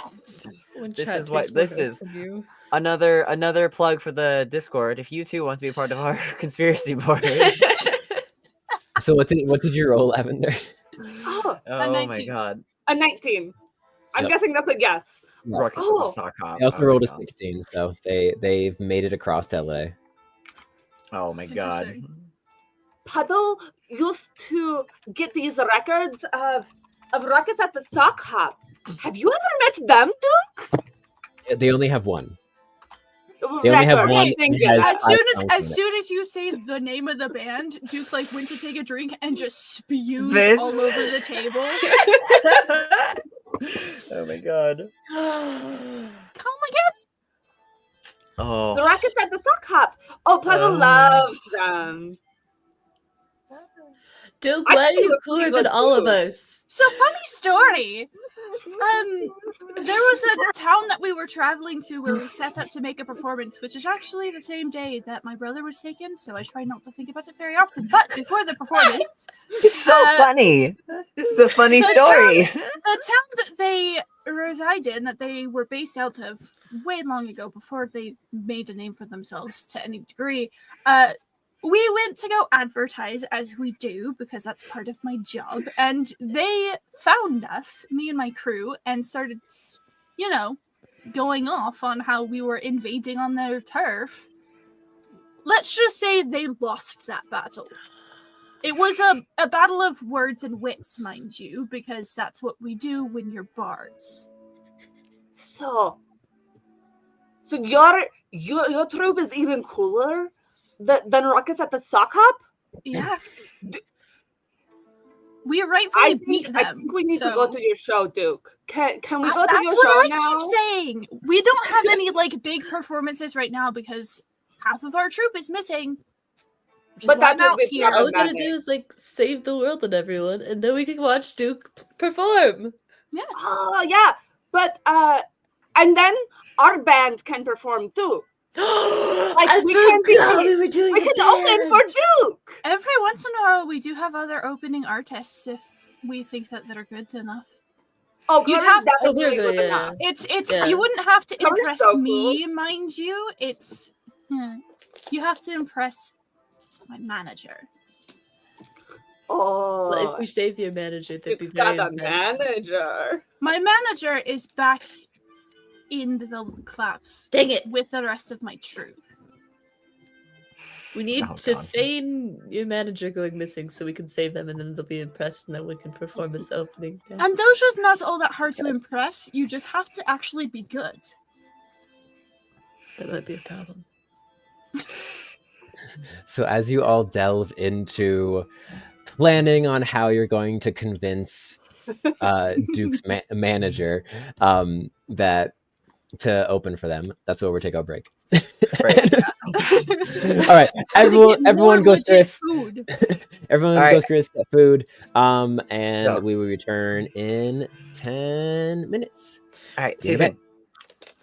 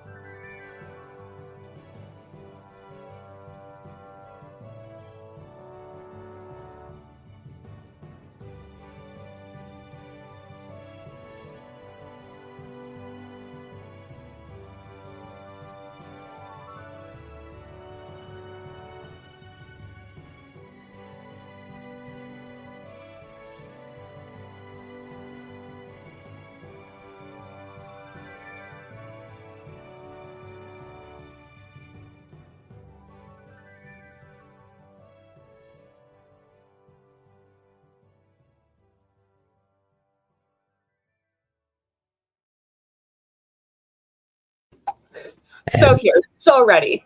Welcome back. We're Okay. only short one.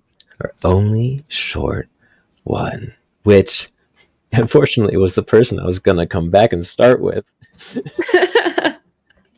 Definitely Oh, not here we late. go. Definitely all. not.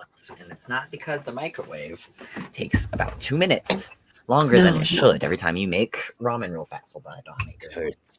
Curse the blasted technology. Anyways, flawless entrance. Flawless It's fine. I'm not crawling over all my knitting on the floor. It's fine. Anyways, it's fine. it's fine. As laughter and unexpected connections are realized down below, we ascend 2 levels into the lavatories. Just occur as you enter the shower, the like large kind of communal shower room that just starts filling with steam and start just derobing to get ready for your shower. You notice something small and pink fall into the floor out of one of your pockets.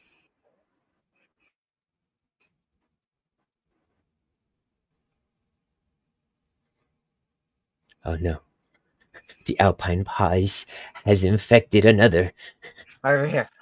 There we go. No, no. Sorry. No, you're Let good. me do something. No, you're good. Okay, I don't know if I heard your question entirely because it kept cutting in Oh. and out. I'm so sorry. No, you're good. You're good. As you are derobing and just kind of like beelining in to singe off the rage with the hot shower, you notice something small and pink fall out of your pocket and onto the floor. Goes to investigate it. As you pick it up, you see, and I'm going to send it to you in Discord. You see. Hold on, Discord. There it is. I was like, where's my message with just you? There we go. Yeah. We have so many group chats, so it's real hard to make sure the You secret see- stay secrets. A pink piece of paper folded into the shape of the heart, sealed with what looks to be an embroidered kind of washi tape, keeping it closed.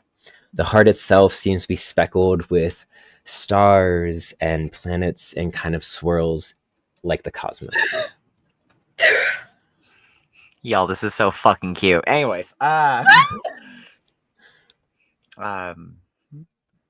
picks it up and kind of like looks at it front and back, and then like very delicately, like, does it look like it unfolds or is it just like a heart by itself? It does indeed look like it unfolds. Okay, like very delicately, like cuts part of it to like unfold it. All right. As you unfold it, it opens to reveal a language that you have never seen before. What? Discord. What?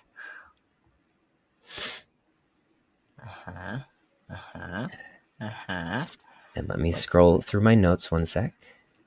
Let me scroll through my spells real fast. This is the one bard character where I don't have comprehend languages as like an on-site spell because I am built different. Oh no. What does this mean? Okay, I know that's the Scorpio sign, so I know what that is. But I don't know what any of this means. As you make an investigation check for me. Yeah, I can do that. I can do an investigation check. We're gonna use our of like an Amos dice. What's my investigation? Is a +5. So please be good. That was 12. 12 plus 5, 17. 17. 17.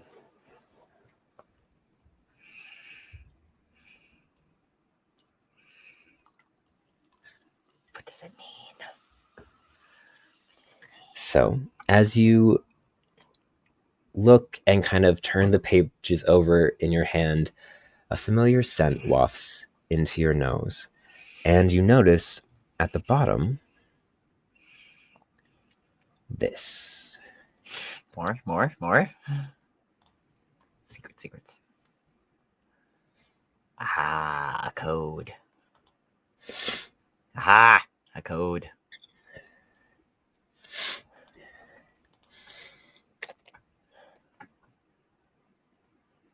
Aha.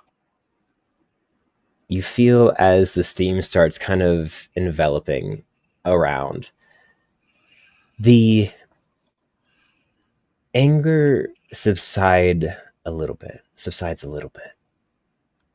And it's almost as if the aroma of the note itself brings a level of calm. And even though you don't know what it says quite yet, you look forward to finding out. Which I will give you the option.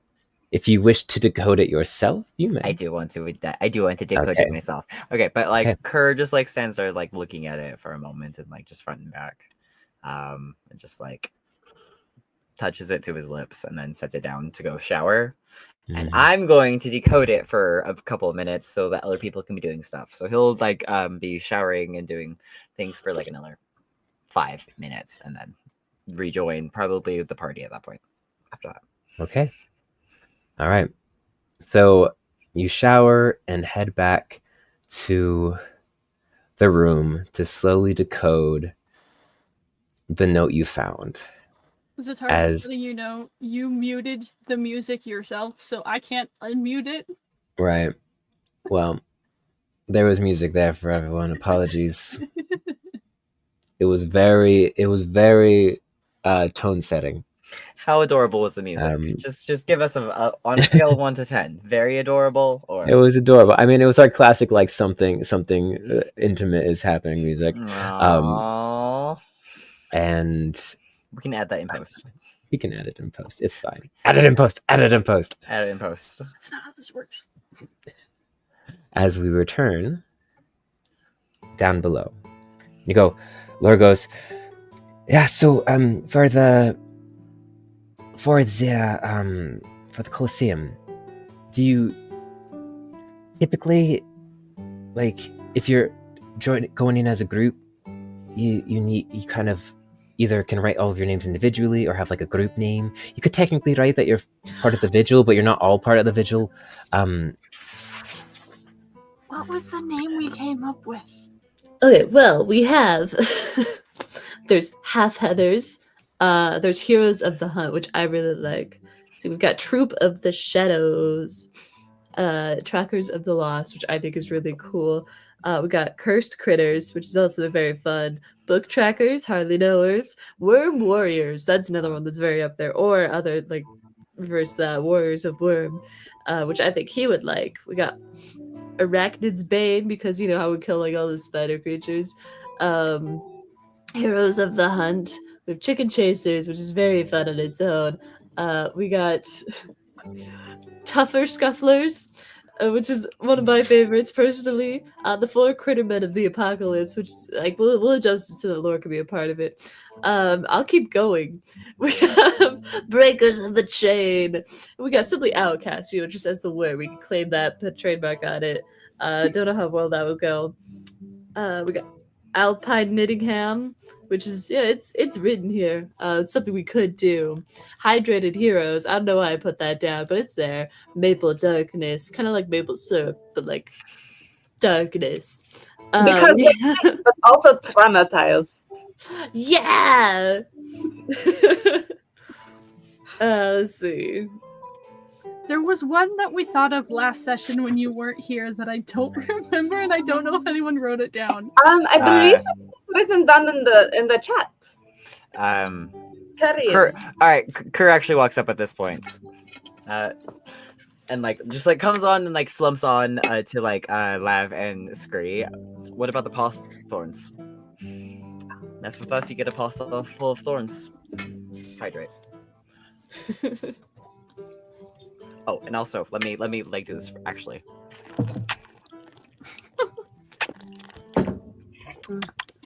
Thank you for that, all of you. Good soup. We Delicious. appreciate your service. Oh goodness. If you subscribe to our channel, we're only like, are we still only 8 away from like 50 subscribers? Also, I don't think we mentioned that in the. We have 20 subscribers. We have 20. So what I'm guessing is the first round of subscribers. Their auto subscribe timed out. So we're back down to 20, but we have 20, and we have 331 followers. Oh, new follower! Amazing, Hey, everyone. I was watching that 2 minutes ago, and it was 330. So now we have a brand new one. Thank you for following. Oh my god, who was that? Who Thank was you, it? Shay the Fair. Love you. Thank you so much. Shay the Fair Yeah, we and can see it. Anim 5, which I'm guessing is like anime. So thank you. Yeah. We gotta update that. Anyways, so Kerr comes up and says that shit, and I'm still decoding, but he's there now. I mean, honestly, I feel like Tougher Scufflers is pretty fun. Tougher Scufflers. I feel like then we're really opposing, the whole, corrupt power, patriarchy thing, and I'm really into that. Okay, but you also have to realize that it needs something that's not already similar to something that's been coined, because it is so similar to the truffle snufflers. You have to remember people will associate it with that, even if we're trying to do the opposite. Branding is important when it comes to the people's view of what you've done. And a lot of people don't like the truffle snufflers currently or ever. Don't That's really see fair. that changing. I just thought it was clever and wanted more recognition for that. Oh, no, it's definitely is clever. Thank you. Definitely very clever. Let's cross that one off. Not only strong, but right.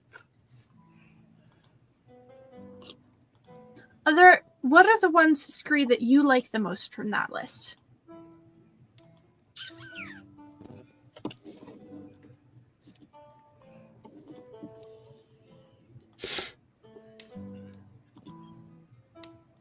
Did you actually hear Kerr's edition? It's the paw thorns. Thorns. We could be the thorns for short.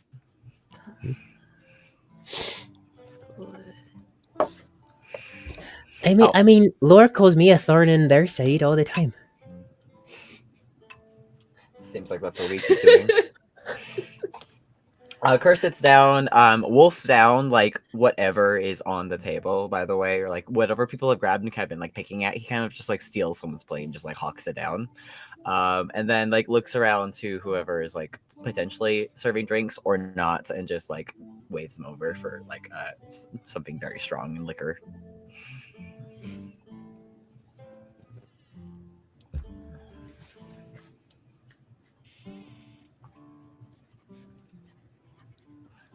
The silence is loud.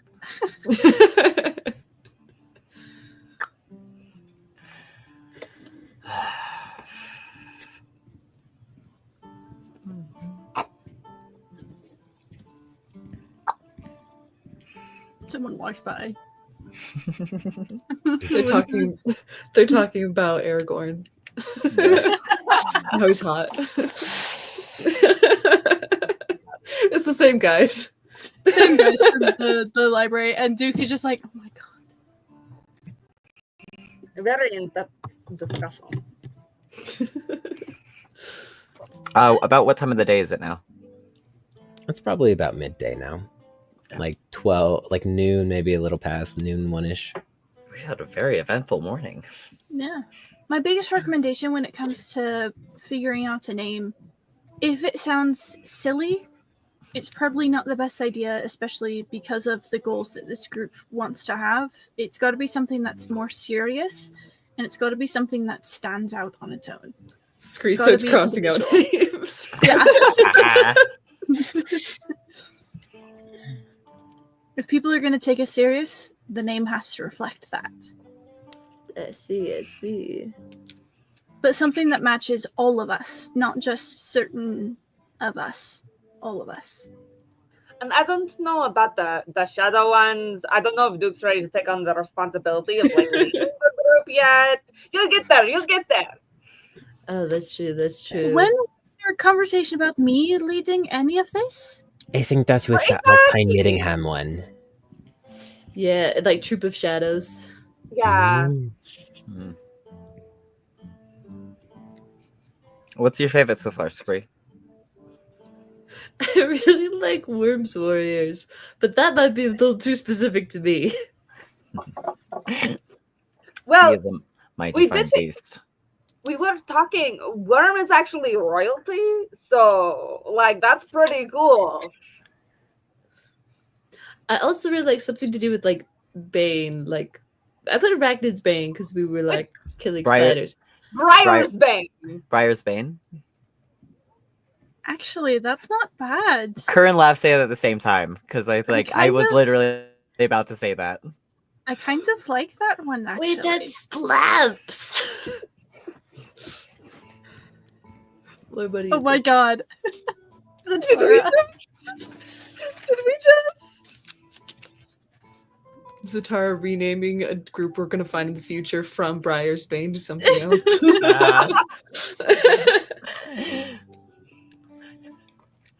Hey, subscribe to Like and Moss here on Twitch and cast your votes now. Like especially because this is the Brass and Briar campaign. That Yeah, kind yeah, of- yeah. Yeah. I'd like Brass and that one. Briar. Yeah, I Briar's like Bane. that one.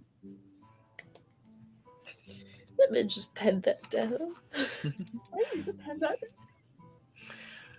We'll sleep on it for a night to see how everyone feels about it, Hmm. and then we can have something to give to the Colosseum when we enter. When do we need to actually enter the Colosseum? Like I know it doesn't start for 3 That's a days, good but day. like Good idea. Question? do we need to sign up beforehand? Like will they be like, no, you're too late, you can't compete now? Well, you can sign up day of, but if you want them to give you like an introduction, then if you do it a couple days before, then they'll like have your name down, and you can like make any special requests for when they So introduce you. submit tomorrow. Got it. Also, if you want to find any sponsors, now's the time. So submit tomorrow. Got it. Do you think William will sponsor us? Let's go ask him. We can definitely. So Let's go that, ask him! so that is our plan for tomorrow. We're gonna go talk to William and then submit for the Colosseum. No, I thought we were doing that today. We could talk to him Oh, we today can and talk then to submit William tomorrow. today and then submit tomorrow. Yeah. Yeah. So we like know if we need to find a backup sponsor. Bless you, Lord.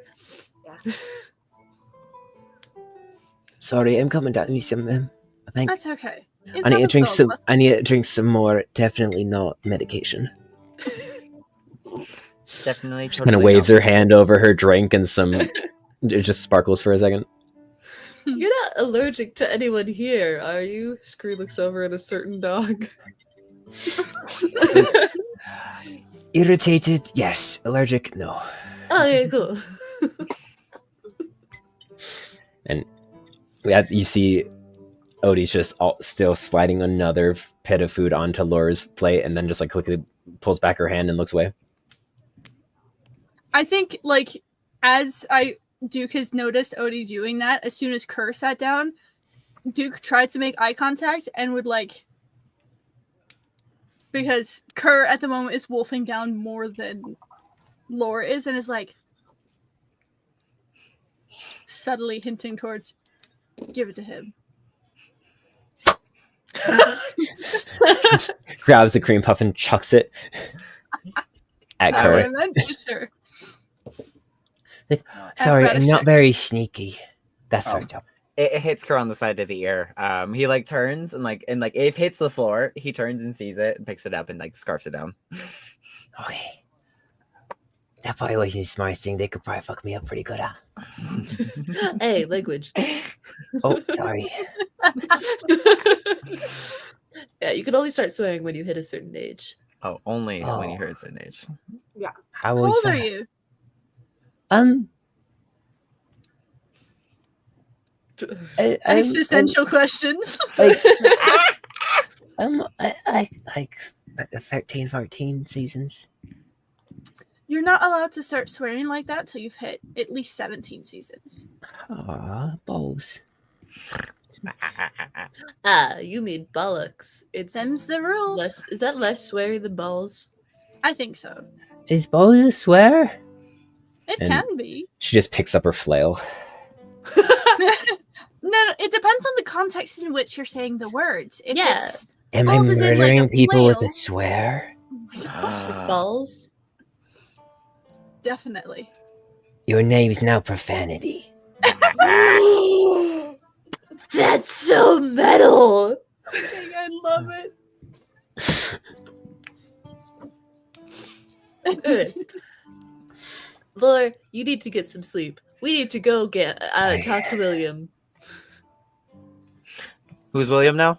Like mouthful of food. Who's William now? He's an owner of a casino. I talked to Finchley. Our next We're point of best contact is friends. with William because he's going to get us into and connections with the Royal District.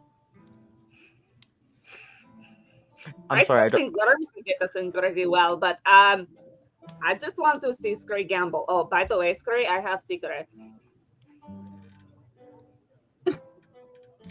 We'll talk on the way there. It's us slowly figuring out how to look at each other in the setup. Proof words do hurt. Honestly, Fang, peak. They do. All right. Scarfs down two more things. Reaches over and like grabs someone else's water and like chugs it down and then slams it down. All right. When are we going? Well, you need some time to recuperate and actually rest. So we're gonna sit for a bit.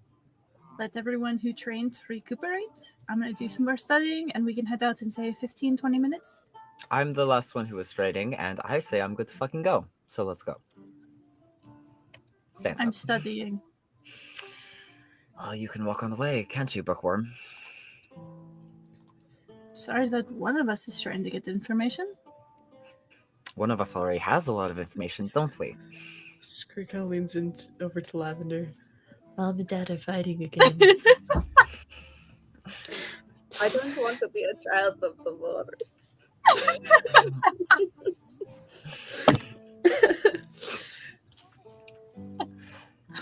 Laura kind of looks up and goes, I'm not a very good therapist, am I? Or maybe you guys just have a lot of problems. Laura, we never asked you to be a therapist. That's Oh, I know that's totally a thing I got to work on, not fixing everyone's problems, but you know. Well, Laura, you can only do so much when someone decides to be a royal prat and talk about someone's royal lineage without actually talking with someone about it, eh? I mean, You have royal lineage? discussed it with Worm first. Laura, have you read a fucking book sorry, about too. the communities at large? Not really. I've been too busy reading this one. And just looks over towards the giant tome of healing. You know what? Actually, fair enough. You don't need to know anything beyond Sometimes- that. Yeah. sometimes Thank you gathering for your knowledge service. and insight on things that might potentially help us is good. I did not outright say anything. Yeah, but you fucking pointed a finger at me without saying You s- words, I which is did almost not. worse, actually. You Thank you very much for that. Odie pipes up and goes, language! Aha, nice one. Screw reach It's- over for a fist bump. As Goat Rider redeems language on Kerr. No! I forgot Oh, no! All right, the pain. I will figure this out. I will do this. I will start a timer. Oh god, give me a Sure, time. the fact- Okay, timer, go. Yeah. How long is that? Like a Timer. 10-minute? 10-minute 10 minutes. timer. We'll do I'm classic ready. 10-minute know timer. Classic 10-minute timer. Okay. Kerr, I had said nothing to point fingers to you. The fact that you got uppity about it when I was being very secretive and keeping it under wraps, it coming out is your own fault. They're not talking about Worm. Worm's not the royal thing. Worm, don't listen to them. Bruh. For everyone who hasn't opened a history book from decades ago, he looks at Audie and like you could tell he was going to say like a swear word, but he didn't. The Just raises her flail. menagerie is currently organized by the Moostel Badger family. And Right. I am the eldest of the Moosels that are currently in power. It's not a royalty, so to speak. It is a democratically elected confederacy and a lot of other bull crap. Looks at Audie again.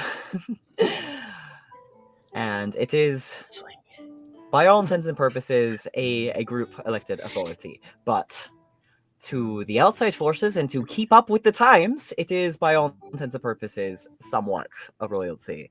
And this That's dope. prick points to Kerr, to Duke. Wait. So balls is a curse, but prick isn't? I Prick. think Prick is a Cursing thing curse. is I think just- you should try again. This get. No. Again, different one. God. This- No, get this still a curse. Odie just Fluff- walks over and the- starts.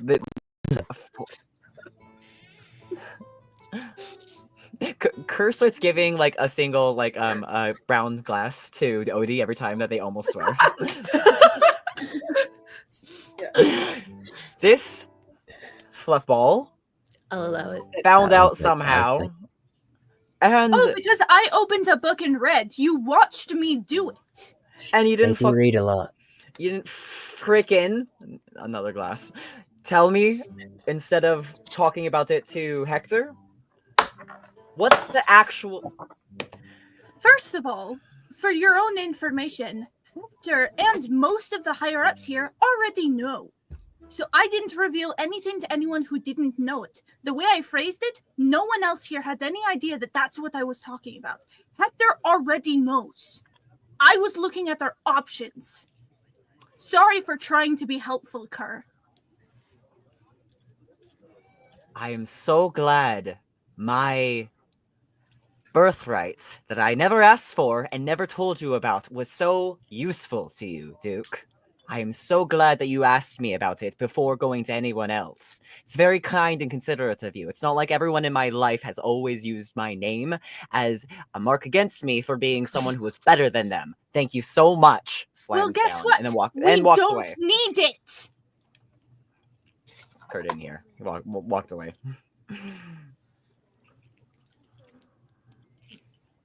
I like fighting with fists better. That was boring.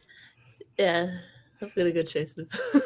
Screw up, Dad. Go Duke after. slams the book he was reading closed at Odie's comment, picks up the book, and is like, find your entertainment elsewhere then.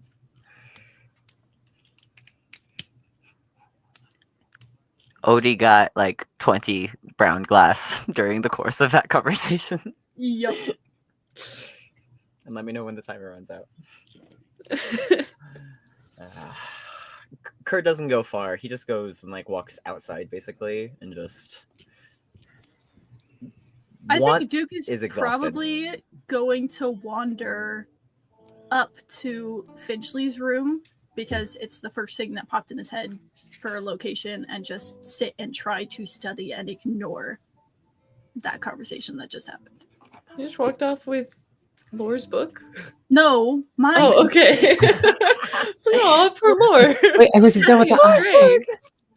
They need that. So do we go to casino alone, or like You try to We- like calm down Duke. I'm gonna go try to calm down Kerr. What could go wrong? by the way, fine. And nothing can go wrong. Nothing could go Okay. wrong. Because Lav totally isn't somewhat peeved with Duke already. Sure. Never. Never. This is an excellent coping bonding with it. time. This is fine. It's a good This is- plan. This I'm is so what we're good at here for, planning. right? The D&D character angst. This is what we're here for.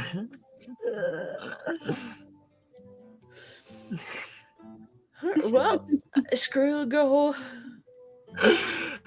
The greatest Just got the curse. name You of the find team's falling you apart. find a good name and then everybody Yup. breaks up. And then everything falls apart. Yeah. I'm just gonna go over to Kerr. So, being royal is pretty cool, though. Not really. Especially Can't when you're you- really bad at it. Don't you just like, if you're royalty, don't you just like get to be good at things? Like, you just do something wrong, but you're royalty, so people are like, oh, that's right.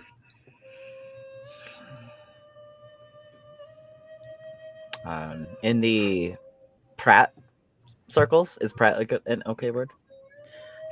It's on the cusp. You gotta pick a different word.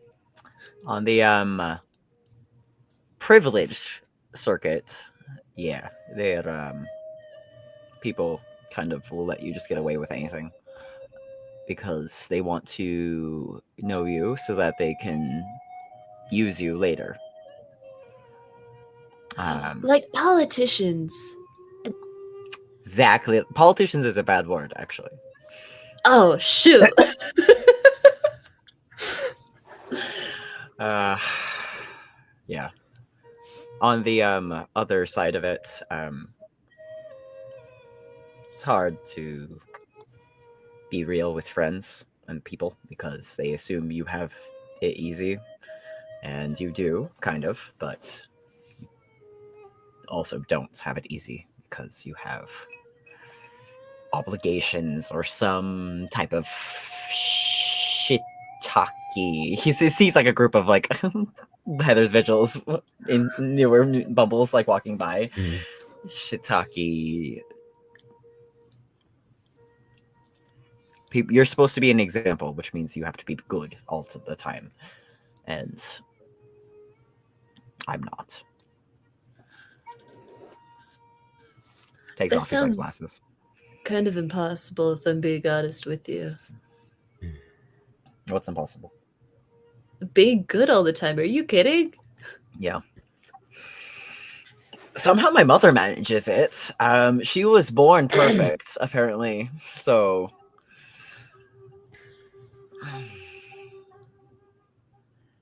yeah, she's a real treat. If I read this in a letter, I would write an X to it to indicate that I'm doubting that sentence. You ever deal much with royalty? Loosely, never super directly, but like loosely. Oh, they seem like they have their own stuff going on. But Yeah. if you're basically royalty, that means that you're gonna like be in power one day, right?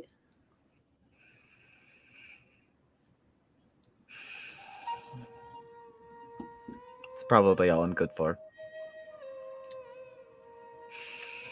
The No, though, because then you can change it.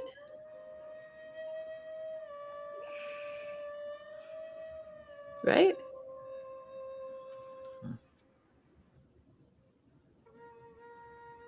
I left home on not so great terms with Mima, but I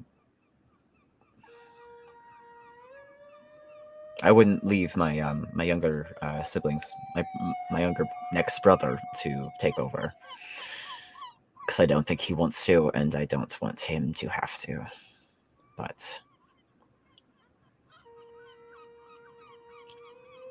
I don't know if you've ever had someone plan out your entire life, but it feels very claustrophobic. And I tried to make sense of it for the longest time, and that's why I left. But I think when we when Duke found out that his brother was near the menagerie, it kind of felt like I heard a lock on a cage snap, because we'll go back and I'm going to have to fucking deal with it and help him find his brother. And I don't think I'll be able to leave again. So. I disagree. No? Yeah. It seems like you found your freedom. You found your it's not a swear word. It's the word for when Your agency. You found your agency. I ran away last time.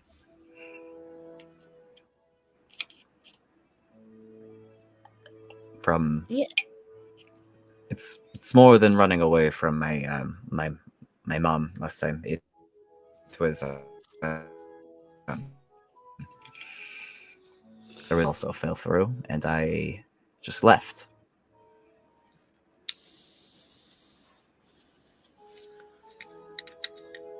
I don't think I could. I don't think I could respect myself if I left again. You know, one is once is a event, twice is a habit, and I don't want to just run out forever. So, fuck. Scree kind of like reaches up a hand, kind of rubs Kerr's back a little bit. Hey, fur's very soft.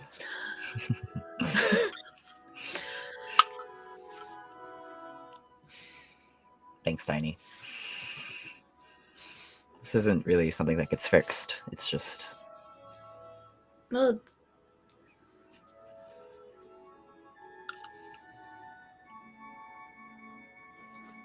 I don't think you're running away.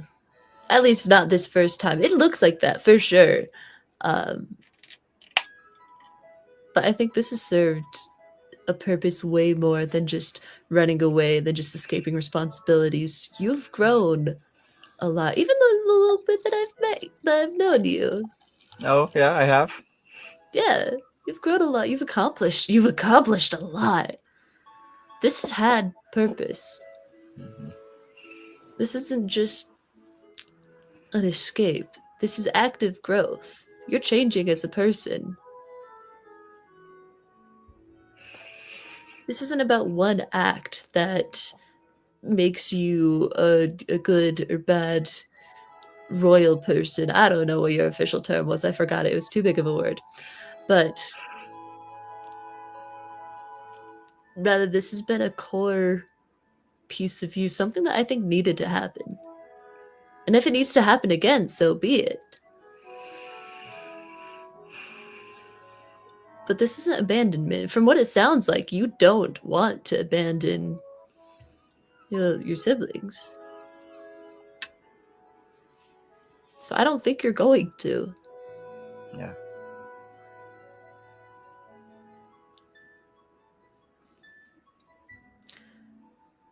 Maybe you don't need to be, royalty right now. And that is something that you'll need to take a bigger step in the future. But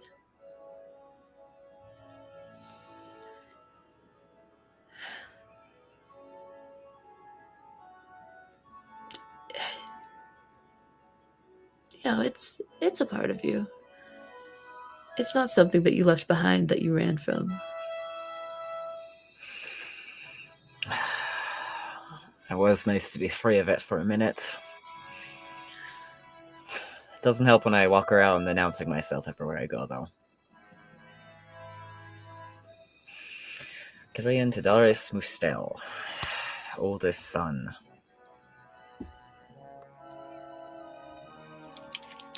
But, That sounds kind of badass. Not gonna lie. I'm sorry. It does. I gotta say, Mom and Dad did a really good job when they named me. Yeah. Got a flow to it. Thank you, Tiny.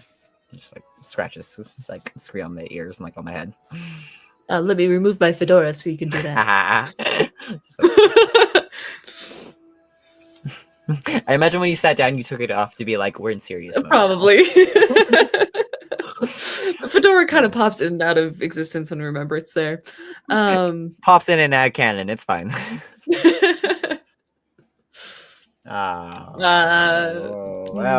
Courage.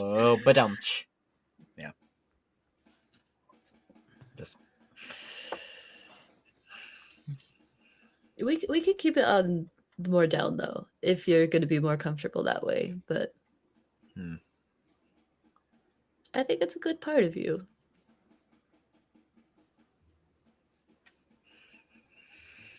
and what I think is more important. Okay, that's a joke. That's a joke. Please don't take that seriously. Nah. I don't think I ever take you too seriously, Skirty. Unless you want Good. God, no. me to. Alright. Let's figure out what we're fucking doing with Duke and Lav. Turns to walk back in. Meanwhile, As you guys turn to walk back in, Lavender, you use your tracking skills to follow Duke to a door you've never been to before, which is slightly ajar. Tunk, tunk, tunk, tunk.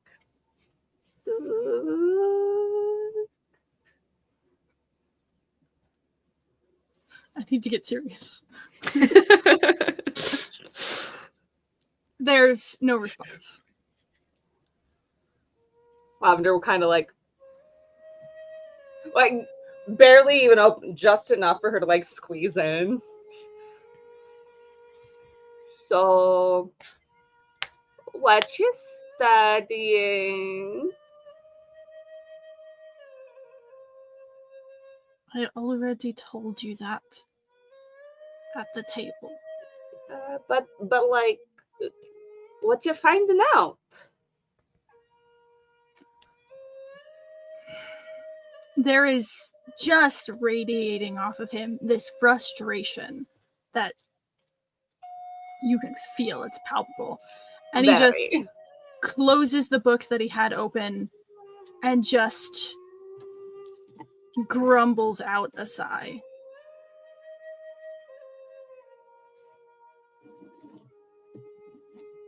So I think we've discovered a little bit why Clarice is sensitive about things. Being raised as an aristocrat can do that to you, I hear. I wouldn't know, but I hear.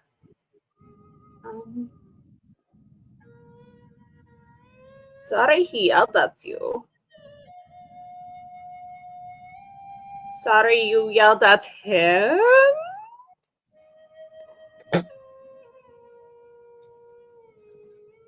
I'm used to being yelled at. That's not what I'm upset about here. What I'm upset about is I was very careful with how I worded things so that I wouldn't. I mean, I get thought you were called talking out. about Worm. Exactly. I was very careful with how I approached it, and it feels like nothing I do is good enough for him or particular enough for him to accept that I'm just trying to help out where I can because I'm not skilled. I don't have the kind of experience and knowledge that you guys have.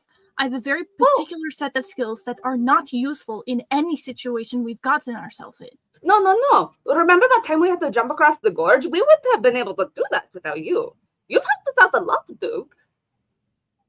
That's one instance. One. There's been others. Hey, and you didn't die in that last fight. I say that's a marked improvement. You barely even got hit.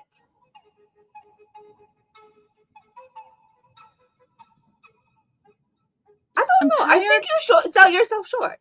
It's what I'm saying.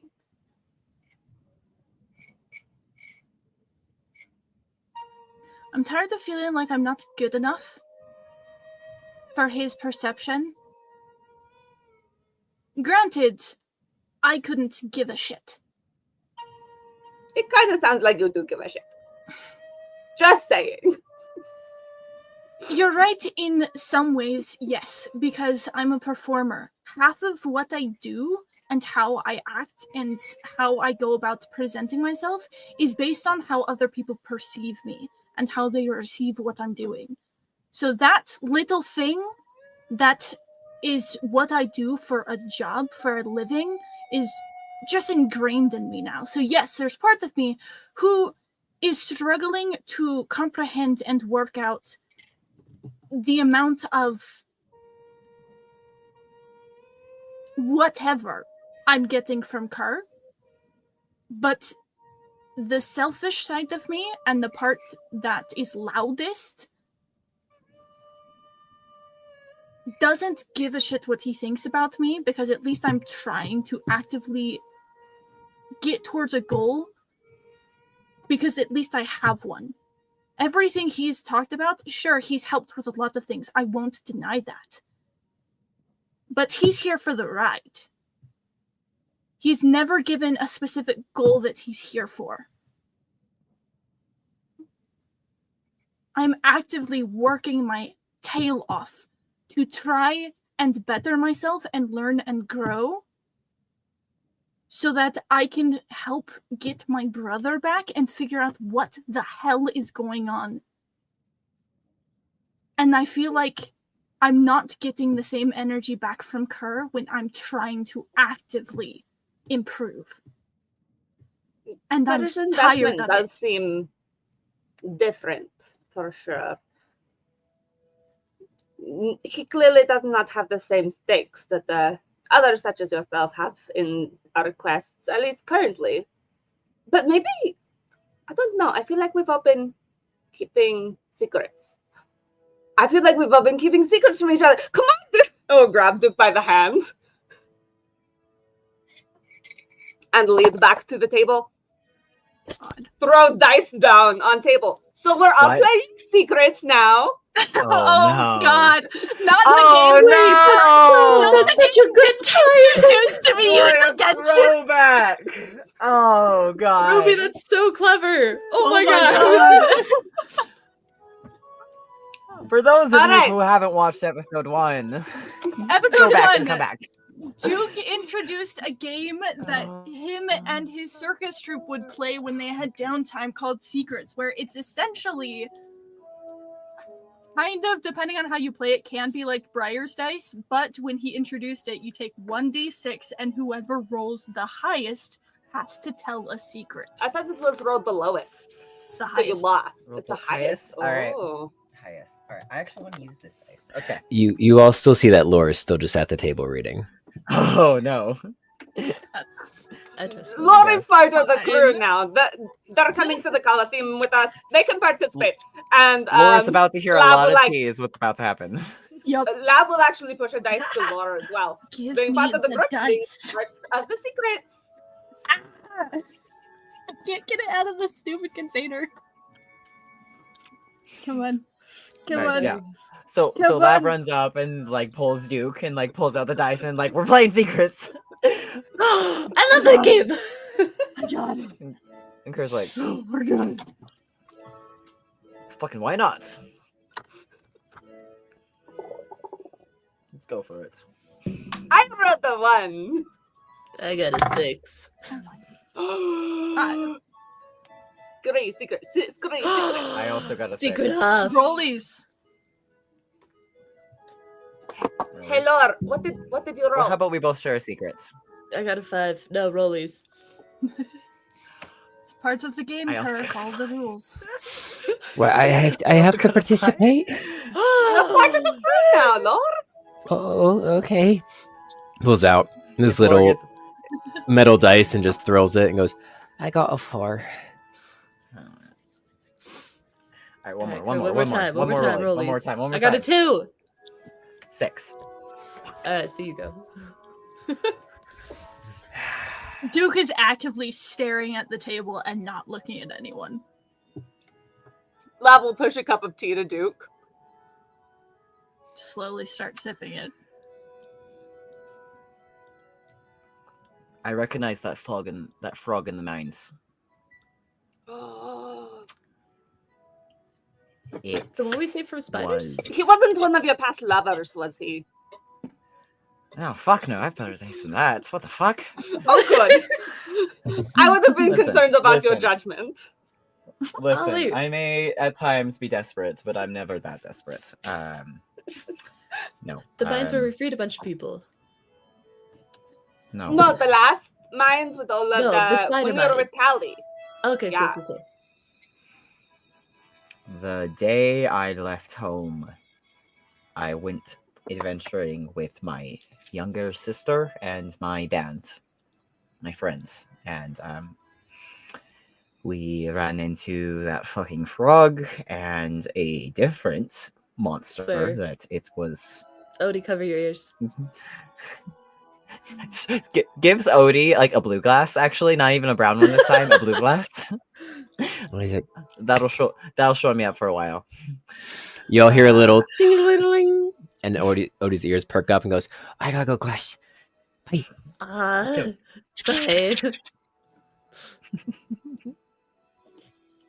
And it almost killed me and my friends. And then it escaped. So I am very glad that he's dead now, but I recognized him from before. Well, I'm glad he's dead too then. And now everybody take a drink. Question: the here take this is a healing potion, right? Mm-hmm. Okay. All right, rollies. Next secret. Next secret. I got a 6. 2. Lore. Ooh. Ooh. So, I guess I'll give a little more information. Okay.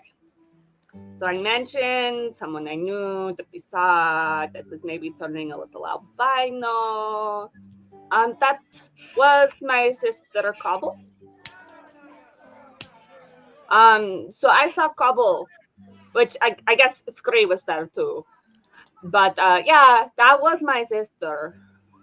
We haven't spoken in years. She doesn't like me much anymore. She's got a little bit of a rock in her shoe, if you will say. A pebble in her paw, one might say. Yeah. Oh. Yeah. So I think I might have family that is in league with the people we are after.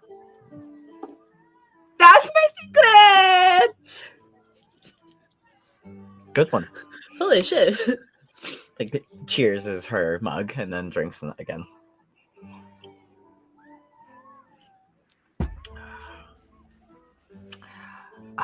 Didn't she?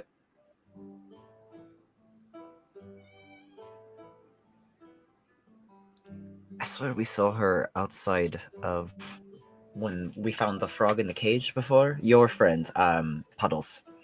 Yeah, Puddle's my brother too. Yeah, she was there. She actually recruited Puddles, but she didn't tell Puddles the whole story. So Puddles didn't really know what he was doing, which is yeah. She also kind of, sort of, is the reason why the knitting broke up. Cause, well, anyway, that's another secret for another time. Let's roll. Let's roll. Oh shit! Where'd it go? I'm using a different dice. I do not have enough rolling room.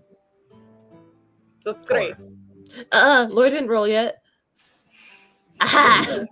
Rosies. Rosies. Lore. I'm gonna have to try to find that dice later. Take it. That's great. I wanted to practice overthrowing the truffle snufflers because I would like to go home and overthrow the velvet clasp. What the fuck? Where's home for you? No. Whole The velvet velvet- class? Yeah, Scree, You will be a hero. if you that's ever why I'm not want, here, is to trade. Scree, if you ever want accomplices, the entire bit of my circus would be willing to help. We get so much shit from them, it's not even funny. That's really sweet. If you were to get to meet them and tell them that, Andoja would be the first to sign the troop up.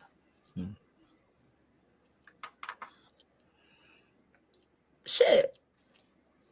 Thank you, Duke. Once I get a solid plan going, because I know that you like having plans. And once we save your brother too. Hmm. Yeah. Also, Lucio. Also He's- Lucio. He's our fire spitter. That'll be very useful in, in overthrowing the Velvet Clasp. Thanks. Rosies! Woo! My dice really don't want me to go. No. Who? All right, Lore. guys. No, or Lore. Lore got 4. No, but you're showing 6. You're guys. showing a 6. Oh, no, sorry. 3. Kerr's No, doing that's the the not wrong. There the- you go. The The not not correct sign sign language. languages. the Yeah. not Yeah. sign language 3. All right. The is it 1, the 2, normie 3? 3. Is Yeah, this the regular? it's the 1, actual 2, thing? 3. 3. This is the 3. 3. All right, Laura. Hey, Lord. Lore, go. Lord. And you see they kind of like fiddle between the pages of the book and fiddle back and be like, I talk about my mom sometimes, but I never actually got to meet her. So all that stuff I say about her is kind of just stuff I've learned myself, but I don't really want people to feel bad for me, so I just say that my mom told me about it. Have you not met her because of circumstances or because of Is she tragedy? missing too? I don't really know. My first memory is kind of being in a big cart with a bunch of other little kids, being just trekked across Teleday. So I don't really know where I came from or anything. There are ways to find that out if you're interested. Sounds like my siblings' master. And that's how him and his came to us knitting, huh? If you ever need someone to talk about that experience with, I'm sure Mustard would love to talk to you. He's a very good listener. I mean, kind of looks up towards Duke and goes, "Sorry for lying to you, Duke, in the showers that one time." It's okay. Are you all in the showers together? Yeah, when Duke had the big hole in his chest. Stand Oh, right, and that needed time. to get the blood out of my fur, so yes. I must have But- forgotten about it. Yeah, so that story about like losing my sister and everything, it was just one of the other kids on the cart. The cart kind of got overwhelmed, and that's when Chester found me. Chester! I'm trying to Chester's go a good cry. bloke. I'll be back. Chester's always been a good bloke. I'm glad that you've found family here, Lore. Yeah, I mean, maybe I'll find my ma one day, but she's not really my ma at this point anymore. Nectar's more of a ma to me than anyone. She goes over and hugs Lore. We'll be more than a we'll be siblings. Just like Lavender's siblings. We don't have to be the same species. But yeah, that's my secret. Goes back into her book and just starts flipping through. Like, did you know if you use gum Arabic that you can set things on fire? That's really cool. Wait, what was that you can use? Oh god. Lavender takes note. Alright, Kerr actually like gets everybody's glasses and like gets a bottle of something to like pour into everybody's glasses. Alright, we all need to fucking drink if we're gonna do another round of this shit. Now, everybody. I'm gonna use a different dice. Just to give a chance that I might roll high. Do it. Roll. Because that one's been rolling nothing over a 3. Nope. Is it Laura again? No. Lav No, got a it's 6. Lav. Yeah, I've got a Sorry, 6. I forgot 6. I've got a 6. If I don't have any more secrets, can I just pick someone else to give a secret if I win? That's actually That's is a good rule. possibility. We've done that before. Yeah. Got the letter. Okay, because I don't really have anything else. I've kind of got just kind of put everything else out there. So I guess that's me again. Yeah. Mm.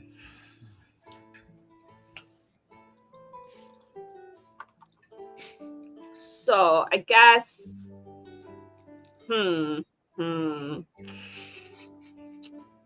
Sorry, there's a few. It's fine. So the reason why I might have such a big vendetta against the truffle snufflers.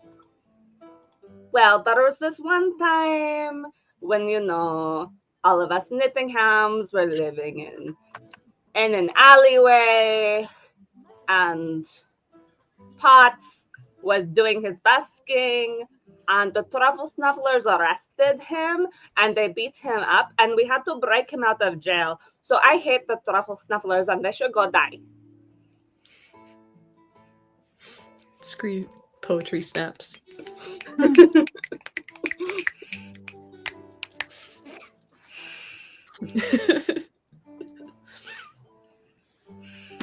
Well, if that's what you want, we'll make it happen. I like supportive friends. Yeah.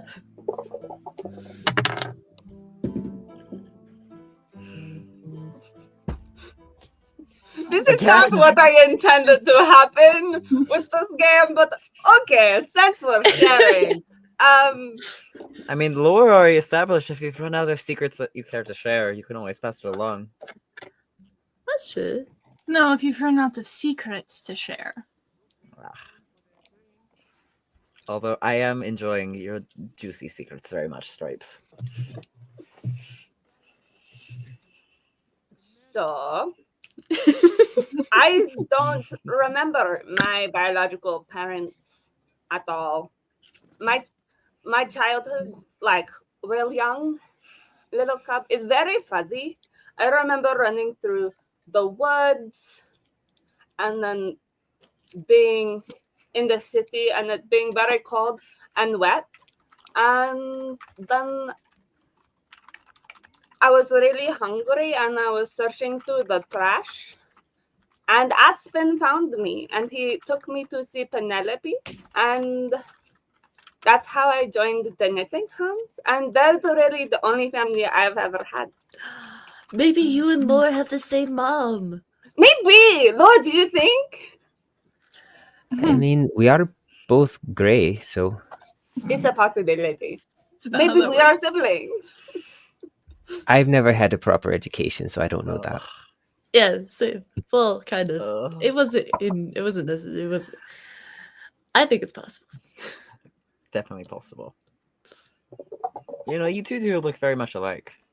I know. Both have such calming energies.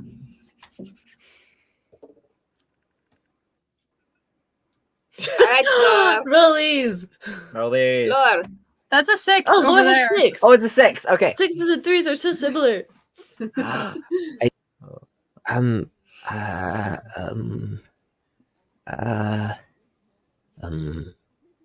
of like bounces between Duke and Kerr.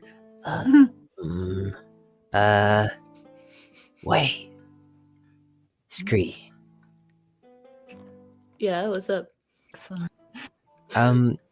What's the secret? Yeah, the.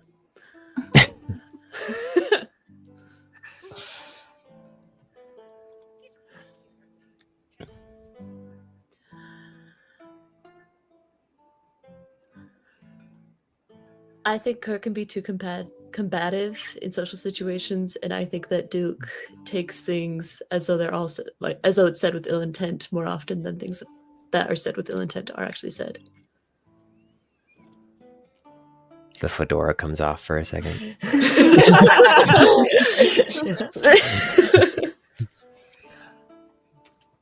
You know, I kind of agree with that. actually. I think you two have very contrasting personalities.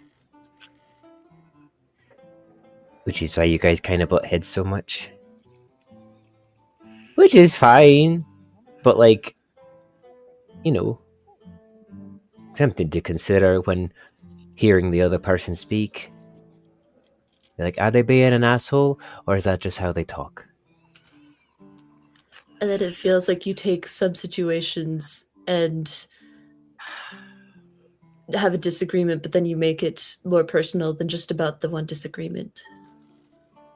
And you take it a little more to heart than I think the original situation intends for. Which ultimately means that you're both deeply emotionally damaged. And somehow keep avoiding to be the only one saying secrets. I should have chose Duke. It's okay, I'll choose him next time. Alright, cool. I really like your secret, though. I think it was very enlightening. I feel like that was less of a secret, more of a read of the room. But Tiny. Well, it's a secret because I would never say that out loud otherwise. Ah. Thanks.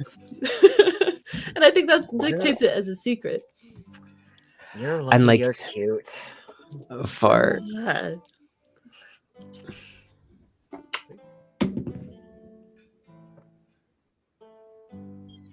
All right, Lore. Ta Duke.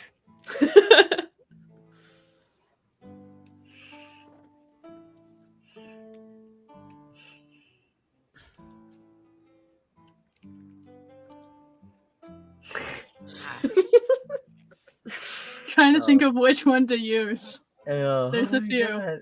Oh my god. You know what? Go Let's with do your it this gut. way.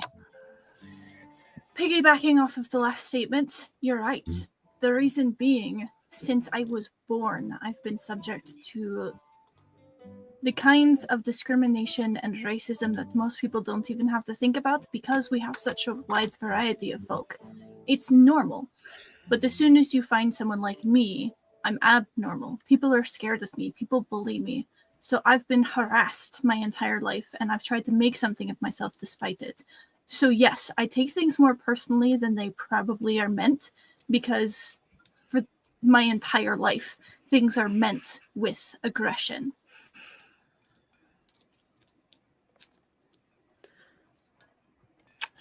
And you don't fix that in one day. How did you ever communicate with your troop? It feels like you do take everything you said, even in a situation where people have been trying to prove that we're on your side. It feels like it's always taken in bad faith. How can we prove that we are trying?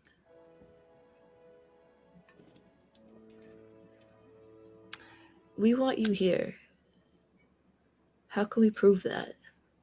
I don't think it's on us to prove anymore, Scree.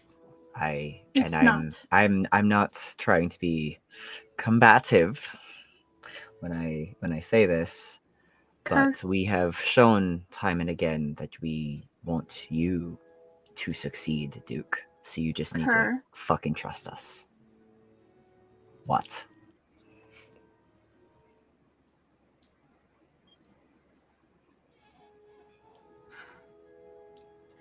What I was going to continue with. You're right. It's not on you.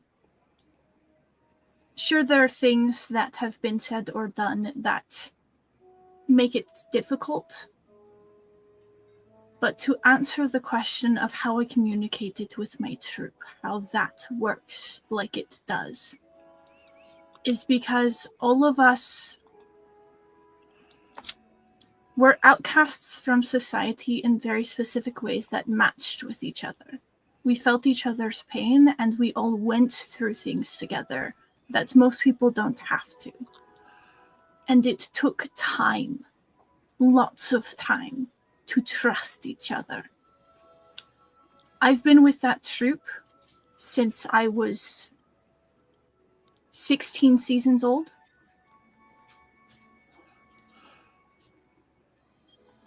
So there's been years of time that I have spent with them to trust them.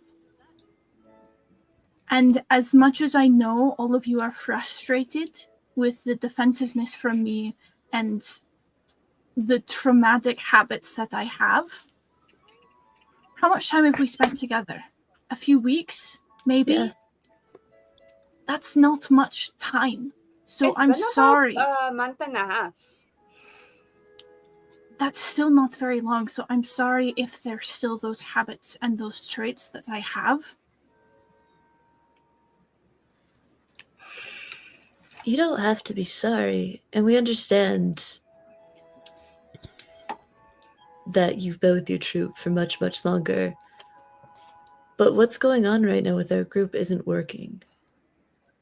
And we've been don't know how trying to to fix figure out it. how to help, but when something seems to come up, it seems to be catastrophic. We want you here, but we need to know what we can do. We need to know we My- can trust you also, because we have done our best to show that we are trustworthy. And you have decided in your actions, if not your thoughts, Duke, your actions show you don't trust us. And not in battle. You're great in battle. And I do trust you to fight beside me. But it's just in peacetime, so to speak. It felt really shitty for you to put my name on display without talking to me first. That's all.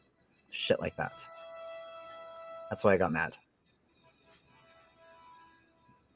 maybe like I don't know very much about any of you really. I mean, I know Baskery because Chester talks Hey. about him all the time. And but one thing Chester told me once is that there's always gonna be reasons to be angry and reasons to be defensive, and they all are typically valid. Especially when, for most of your life, the only people who didn't target you were the people you were with all the time. So I think, what if everyone just kind of makes a bit more of a group effort to understand everyone else? And I mean, you've all been kind of on your own for a bit. I mean, Lav has her family that she's talked about, but she hasn't like been with them for a while. Scree, you've been pretty much with Chester and Willow for quite a while, and Willow's gone missing, and Chester's been busy searching for her, so you've been on your own too.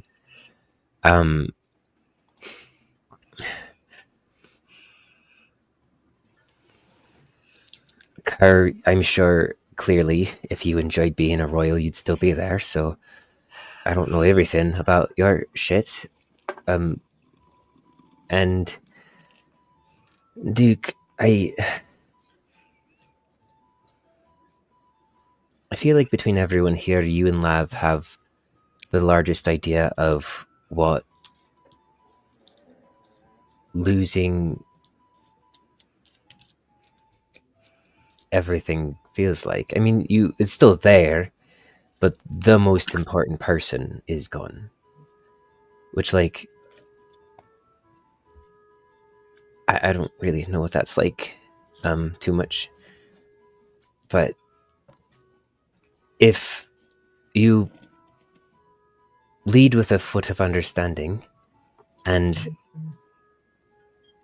those of you who kind of understand everyone's background a bit more now, maybe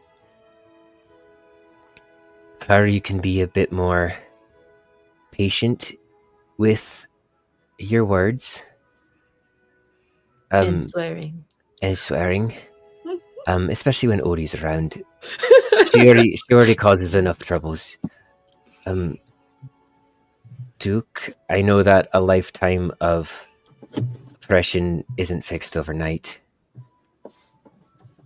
but maybe you're all very impulsive. I don't know what you're talking about. I would never. Can I roll insight real quick? Yep, roll an insight.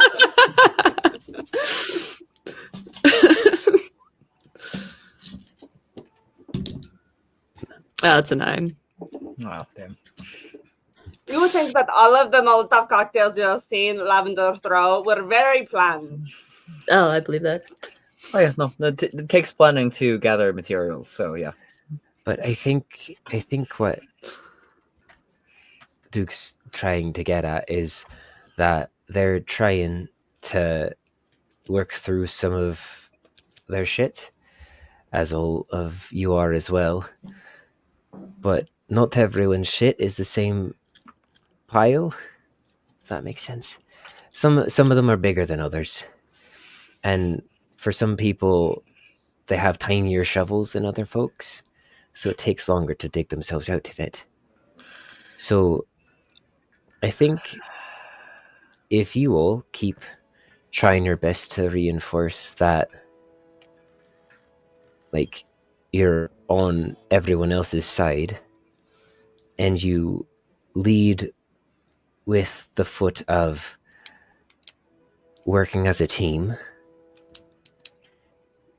maybe then it will be a little bit easier to grow that trust between you all. A month and a half isn't a very long time to trust people. I kind of trauma bonded to Chester, so that's why that happens so quick. But really, he's the only person I talk to here. So, like, I get not being trusting of folks. And I think just trying to have a bit more understanding and patience with each other will help a lot with you folks. Plus, also, I just got invited to the group, and I would really hate for it to break apart right after I joined. And you guys just kind of decided on a name, so like it seems really bad timing. But and they kind of like scoot over next to Duke and just kind of like sit and look over, and like you can feel as they talk more and more, their anxiety is getting more and more intense, and they're just like, I know I'm just kind of rambling now, but Lore, I think thank you're you. really talented. Thank you, Lore. Oh, yep. Mm-hmm. Duke will just lean so that his shoulder is touching Lore's, and will look up and look at everyone individually before sighing and closing his eyes. I feel like this isn't much of a secret, but I'll throw it out there for those who haven't puzzled it together. I know it might not seem like it, but I'm trying to prove that I can be helpful in more ways than what I boast about. And every time I've tried to do that, it feels like I'm doing it wrong somehow because of things done or things said to me directly following. And that makes it really hard to try to put in effort towards connecting more extensively with anybody when it feels like every effort I put forward is being rebutted.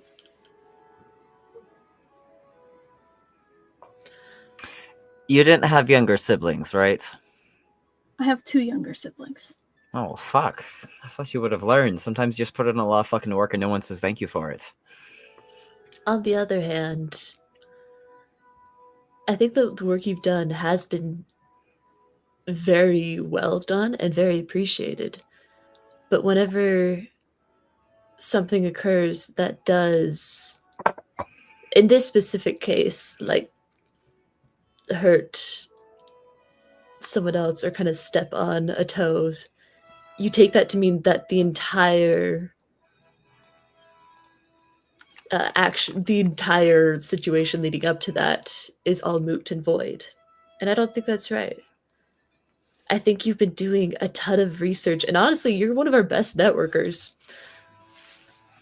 And it's gotten us really far, and it's gotten us a lot of information. But because of a single instance where we could have used more discretion, or not even more discretion, but just more communication in one topic that you've been using to network and get information, has been hurtful to one of our other members. You take that to mean that the entirety of what you've done has been hurtful, which isn't true. It's actually been amazing. Especially because I can't research for shit. My mind just goes blank when I try to read a book. But I mean, I It think does well, that a was lot it- when you try to read. It's also really fucking smart to try and go through the royals with with an emissary from the menagerie. It's just would have been fucking great if you would have just talked to me first. You're very fucking smart. I just wanted you to fucking talk to me before you fucking Language. talk about it. All right. Another blue glass. Oh, what do thank you hear you. now? I'll give this to Odie when I see him back. Laura, will you give this to Odie when you see them? Oh, sure. Thanks. I like how about we try a little trust exercise? How about? It's not a bad one. I promise it's not a bad one. It's good. I just feel like with Um, Thomas turns into a little therapy session every other day. And I think we all Laura- really need it. Lord, I promise. Next time we hang out with you, we're gonna take you on a night on the town, and you're gonna have a fucking great time. And no one is Yeah, going after to we win the use you as a Coliseum. therapist. Oh, I don't Promise. drink actually though. You can It's still really bad for my fucking anxiety. dance. You can go out and dance. Doesn't everybody like to can't dance? I can't dance at all. Well, Duke taught Scree how to dance. I I'm sure could Duke can teach teach you you. too. Yeah, I got 2 left feet. All right. Literally, I they taught- wear 2 left shoes. I taught That's a good Sri how item. to waltz, mind you. Oh, So all right. Fine. All right. After, if we win the Coliseum, then we can When we win. go to a dance party. When we win. We can go to There's a place in the same district as the Colosseum. That's like a grand hall where they kind of do parties and masquerades sometimes. There's usually a big after party at the Colosseum of all the competitors, so we can go there. But at the trust exercise, how about Yeah. you all try talking, if you have an idea and if you have like information, what if you all pretend like the only people you know are the other 3 of you, and so like you just communicate with each other before telling anyone else anything. Oh, so that secret that I had, Scree. Yeah. Yeah. So when you go play Briar's dice, don't pick the blue bugs. Don't pick blue bugs. Got it. Got it. Don't pick the blue bugs. William only and I kinda are sort of know actually what it best means. friends. I just say that. I just met him once and I lost him gambling, and so he gave me this fedora and his card. That's where you got the fedora. It was an interesting fashion choice. Also, this frog key that I'll figure out where it goes eventually. Just been holding Frog on to it. key? Yeah, it's a key, but a frog lost it while gambling, and his loss is our gain. So that's the gambling mindset. Try it on every lock. Maybe it will unlock something. Maybe.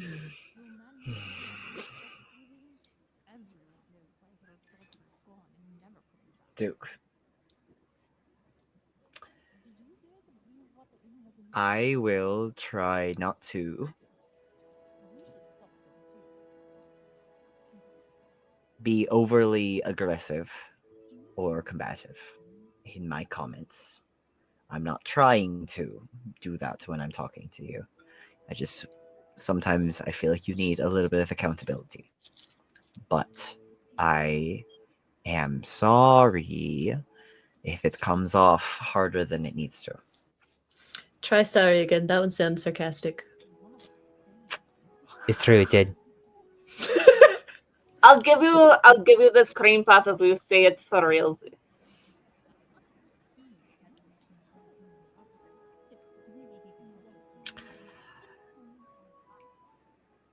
I'm sorry that I've made you feel like you aren't actually contributing, because you are. And thank you for that.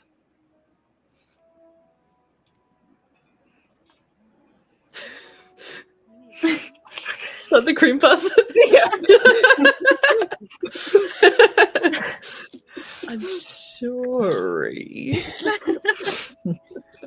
Leviosa, not Leviosa. Ah. Her.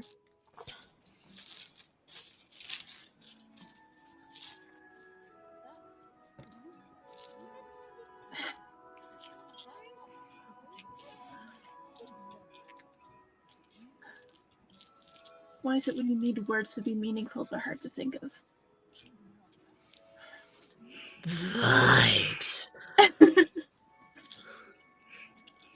This I'm is why you're a sorry. performer and not a bard the way I am with words.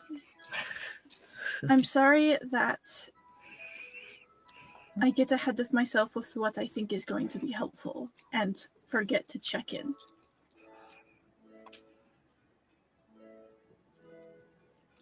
I'll do better.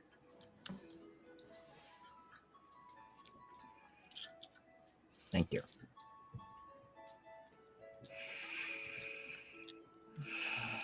You know what I think would make this better? Let's Duke go looks- gambling! Yeah, I was like, Duke looks visually pained as you say that. It's like, God. Hot to gamble. Let's go. Lord. HOTCOGO. Get some sleep. All right. Closes her book and goes, one last secret. I am really, really happy that I met you all that day, and that you rescued me from the cage. Which, thank you in particular, Duke, for unlocking that cage and helping me, let me join the fight and not just watch on the sidelines. Okay, bye. And they scurry away. Aww. Fucking love lore, dude. At some point, I think we all owe Lore a great birthday present or like a fruit basket for, I think for we should dealing with our figure shit. out Laura's birthday so we can throw a surprise party or something. That pup's sounds been good. I don't through think too Laura much. would like a surprise party. I Yeah. think she would. I think they would low-key love a surprise surprise party. A low-key surprise party. I I don't think a think they know their surprise party. birthday. I think a I don't canon think they Oh, that's can- a valid point. surprise We would be a can good way to go. pick a day to be their birthday, to celebrate their birthday. We should ask That would Chester. definitely be a surprise then. Uh-huh. But, like, Lore may have like an adopt day. Some people do that. You know, I'm really good at reading and finding out things in the down low. I think we've established that. That's already. true, you are. I'm going to talk to Chester and other people who know Lore to figure out the things that Lore likes. Perfect. We can write a letter. And then we don't have to spend time in game going over there. Yeah.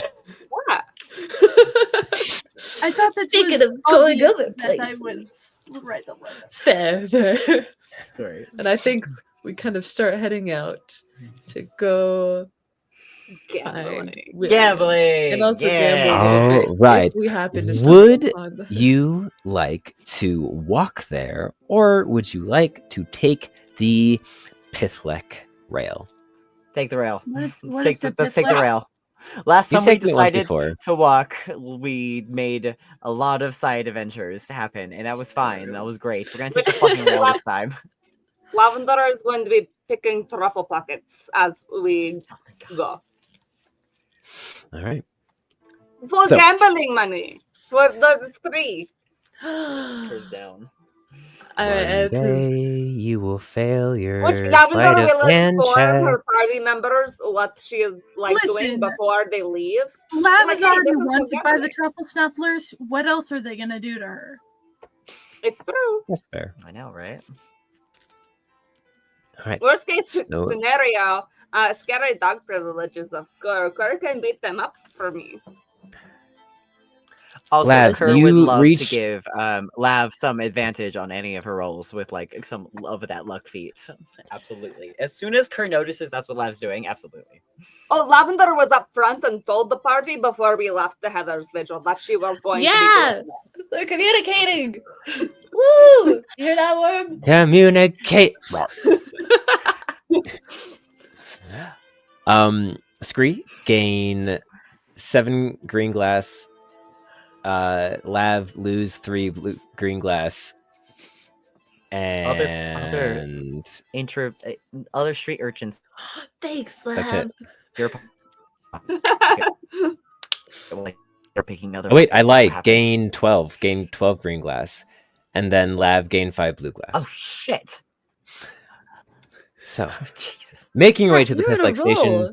paying the toll that is now required to traverse the Pithlike station, which forgot is then about that. returned to you upon exit by the lovely Pithlike conductor.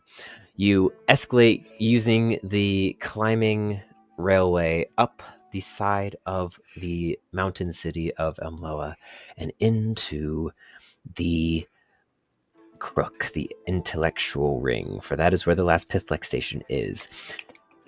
Then, making your way through the intellectual ring, past the Corvus Call, past the alleyway where you know the Gentleman's Club is, you reach the area where there are 2 gargantuan buildings, a towering coliseum made of pristine marble with streaks of black through, large, grandiose, riveted columns circle the entire outside, and in the very front, a tall statue of a heavily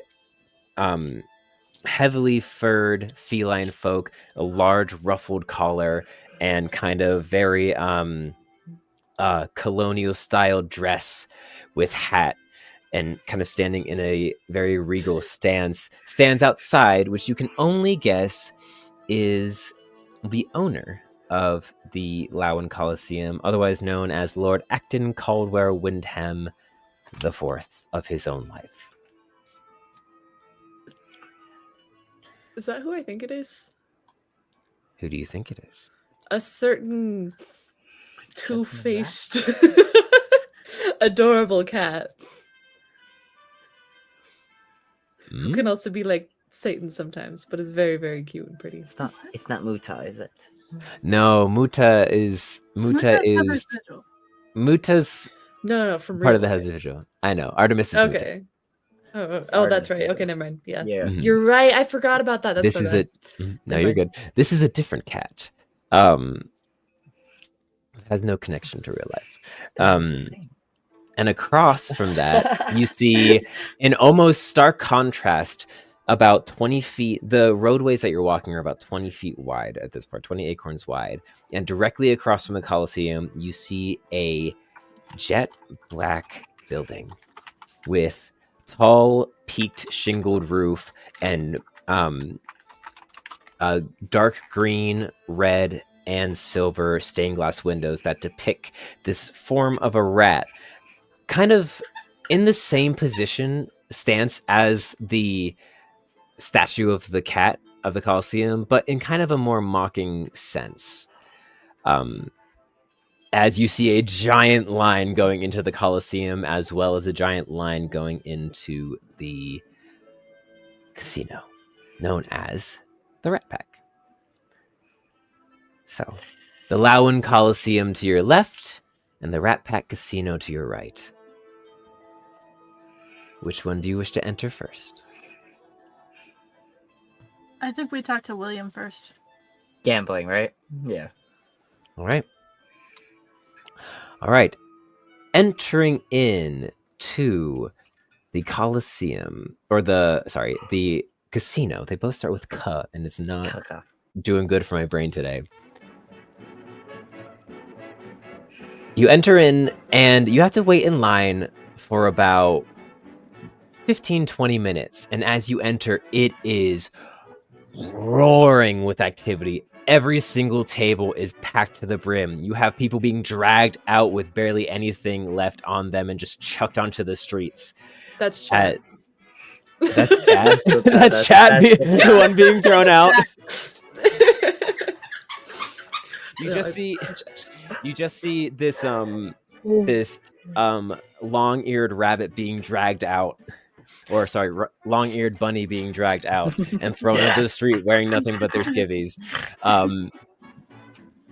See this white wolf with large fangs being dragged alongside him and thrown, as well as you enter in following the line and make it to the main till. It's kind of a turnstile entry where there's two booths on either side, and then in the center there's those metal turnstiles that let you go in one at a time. So you approach a booth, and inside you see a tall weasel fellow, pinstripe suit jacket, one monocle in one eye, and a tall fedora with a card sticking out of the hat, and goes, Potentially a distant welcome to the Rat Pack, folks. Here to gamble, here to indulge in some pleasure, or here to dine? A bit of gambling, but also some business. Yeah, we're here to talk to take the card out. William, you may have mentioned me. My name is Scree. Finchley sent us. He raises an eyebrow and slowly grabs the card and pulls it up, and then when his ear kind of twitches as you say Finchley, and goes, the highly judgmental look on his face and his like heavy black mask, that's part of his fur, turns from criticism and judgment to complete disbelief as you say the name Finchley, and on the back of the card he sees William's signature on the back, and he goes, I forgot he signed it. Hell yeah. It's autographed. Well, one moment, please, if you'd like to step into that line over there. And as he gestures, you see that there is a small, probably 3 foot wide by 5 acorn tall arched door that's made of solid metal and just has the form or the insignia of that rat head that is still on the card. And you see there's 2 people waiting in line there. He goes, you'll be let in there. Could I get the card back? And he slides it to you. Thank you. This crew kind of like high and mighty. Walks over to the line. Duke follow is right behind Scree, kind of like off to the side just a little bit, kind of like this, but is the actual more looks like he's probably meant to be here kind of swagger that he knows is appropriate for this kind of a place. Absolutely. So it's the person that's like, of course I belong here. And you're like the parent on the road trip. And then I belong here. Roll for swagger. Which would just be a charisma check. Do I Or a also get to performance roll check for if you swagger? wish. You can if you Performance? wish. Hell yeah. Performance or Roll charisma. for Your swagger. Fuck yeah. That's my charisma. Natural 20 for 25. Jesus. I got a 6. Nice. I'm good at very specific things. Uh-huh. Hold on. Trying to see. All right. So making your way over, you approach the other 2 folks standing there, and you see a proud standing toucan, bright curved beak, wearing a kind of blue navy like colonel's jacket. And as you 2 walk up, he like locks eyes with Kerr and goes, Yeah, I was wondering. and just walks away. Oh, so sad when people just walk out on you. Watches him leave. Just can't and handle all the this. other is a. You haven't seen someone like this before. They look like Lav almost, but a bit huskier, and their snoot's a bit longer and a wider face. And you see he's dressed in a brown peacoat top with green pants, and he has a large sack on his hip. And he goes, "Welcome. You here to see the big boss too?" We are. Yeah, we're pretty good friends with him. Ah, same. Timothy Crook at your service. And he pulls a card out of his hat. And The new for card. and Bacon gets it as you see a Tanuki folk in front of you, Oh. which is more commonly known as a raccoon dog.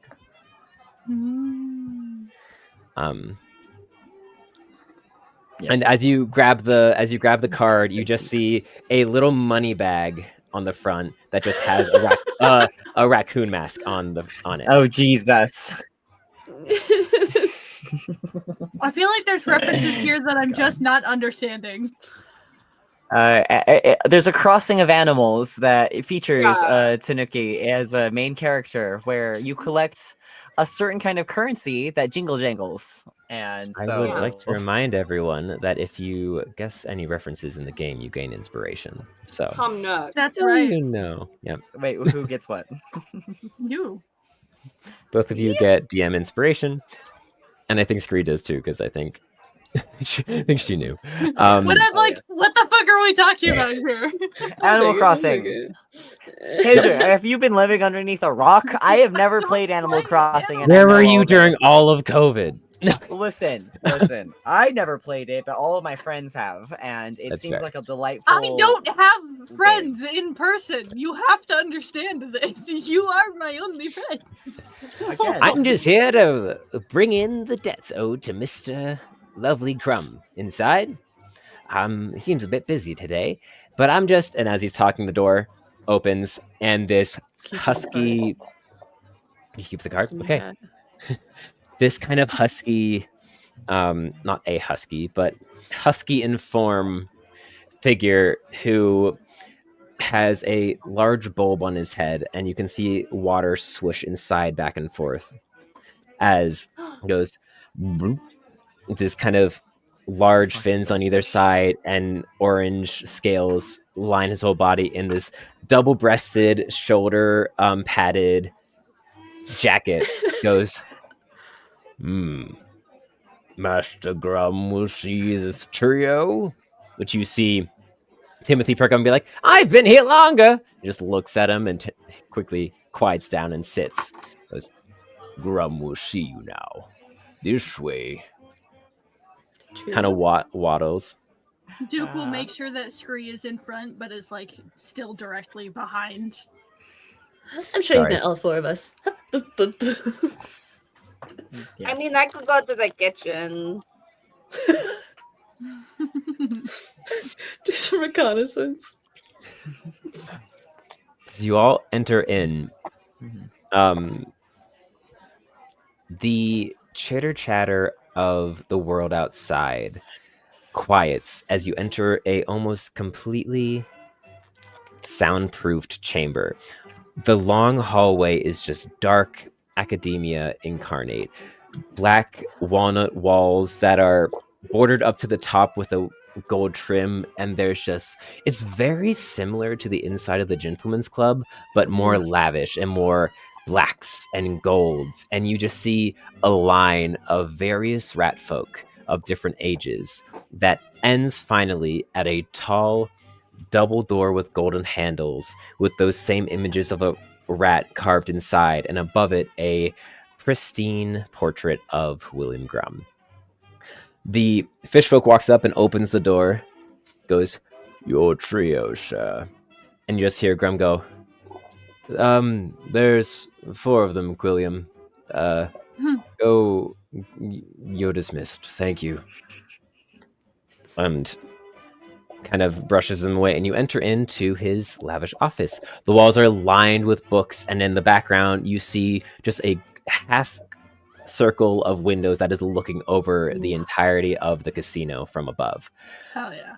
That are slightly tinted, so it kind of gives the look of probably one way. The large desk is in front of him with a green kind of desktopper with a bunch of knickknacks on top, and it seems as if he was in the middle of counting his earnings for the day, as to the right side is a tall stone fireplace, and in front of the desk are 4 tall backed chairs. One of them kind of mismatches, so it looks like it's probably was dragged in from another room, but there is seats for all of you, as he kind of gestures and goes, "Sorry about him. He's very good work, but a little slow." It's okay, Willie. I forgive you. Screw will go and sit in the mismatched chair. I would kill other people for that, but for some reason I'm endeared by you. What was that? Nothing. Okay.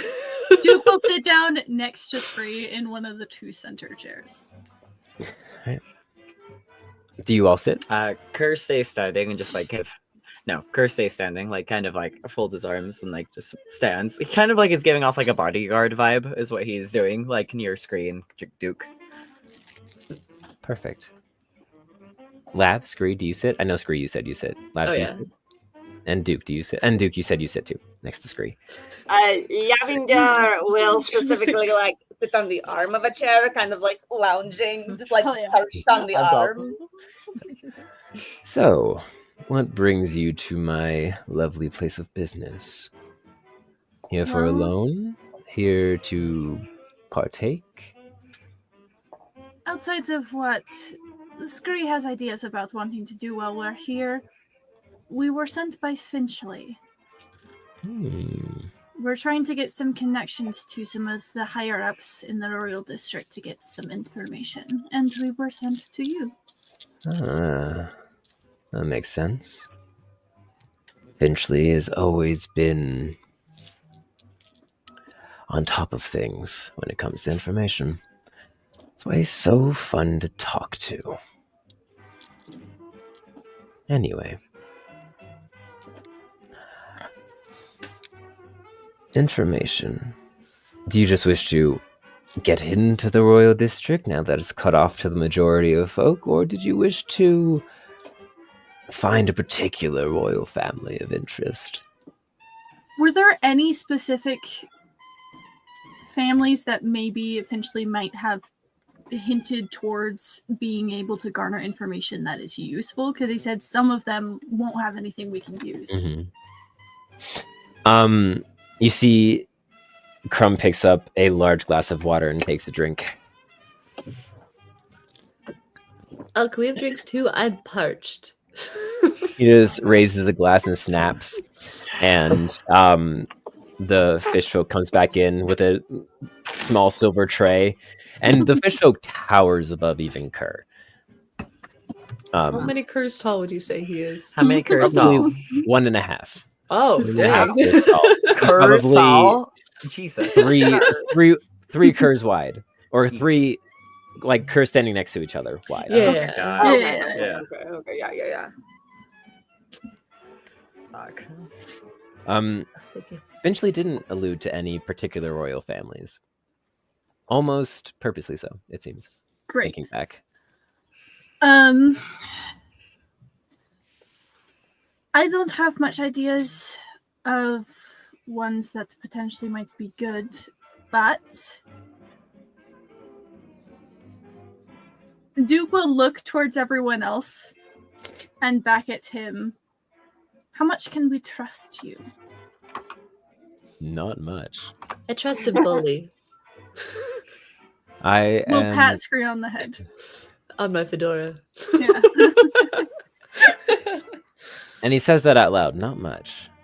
I am the top scammer of the entirety of Umloa. I take people's money for a living and then garner blackmail on them to protect myself. So, as much as you can trust that. To be fair, though, I am telling you outright that is my job and the way I make my money, so. It's true. Well, let's just say we might need some blackmail on people so that we can get information about what is happening with the royals. Well, you've definitely come to the right place, but I'm sure Finchley also told you that nothing I do is for Comes free, for not free, even yes. for this lovely little rat over there. That's why we No. have an offer. In exchange for this information, we will let you sponsor us, the winning team, in the Coliseum in 3 days. But He kind of leans back and kicks his feet onto the table, and you see he's wearing these tall black leather boots that are capped with gold and have kind of filigree woven throughout. Goes, Ooh. Classy.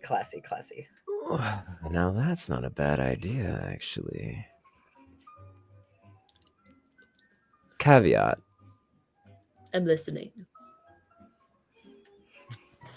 I'll sponsor you and get you the blackmail you need. But you have to help me with a little rivalry. Yeah, we're buddies, of course. What rivalry? Specifics before we make a deal. I love your enthusiasm, but I'm glad we have someone here with brains that'll keep you alive. No offense, small one. Literally none taken. Perfect. I'm sure you've noticed the Colosseum on your way in. The owner, acting blah blah blah blah blah, the 17th or whatever. We have a friendly little rivalry. We're best of buds, both members of the Gentleman's Club. But I love being a thorn in his side. And he has something I want, locked deep beneath that little Colosseum of his. And I just think it would be so satisfying for it to disappear before it can be presented as the grand prize of the Colosseum. So here's my counteroffer. But then what will be our grand prize when we win? The friendship with William. Oh. That's the trick. You can keep the prize. My reward is seeing the face of Acton as he reveals it to a stadium full of his endearing fans, and nothing is there. And it won't matter because we'll win anyway. Plus, So you want a heist? yes, a heist, but also I'll need you to participate as a distraction. We can't. You have to be entertaining enough.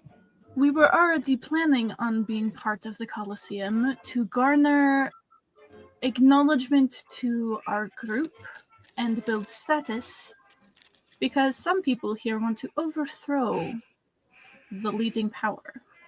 Okay, Hey, that was okay. a secret.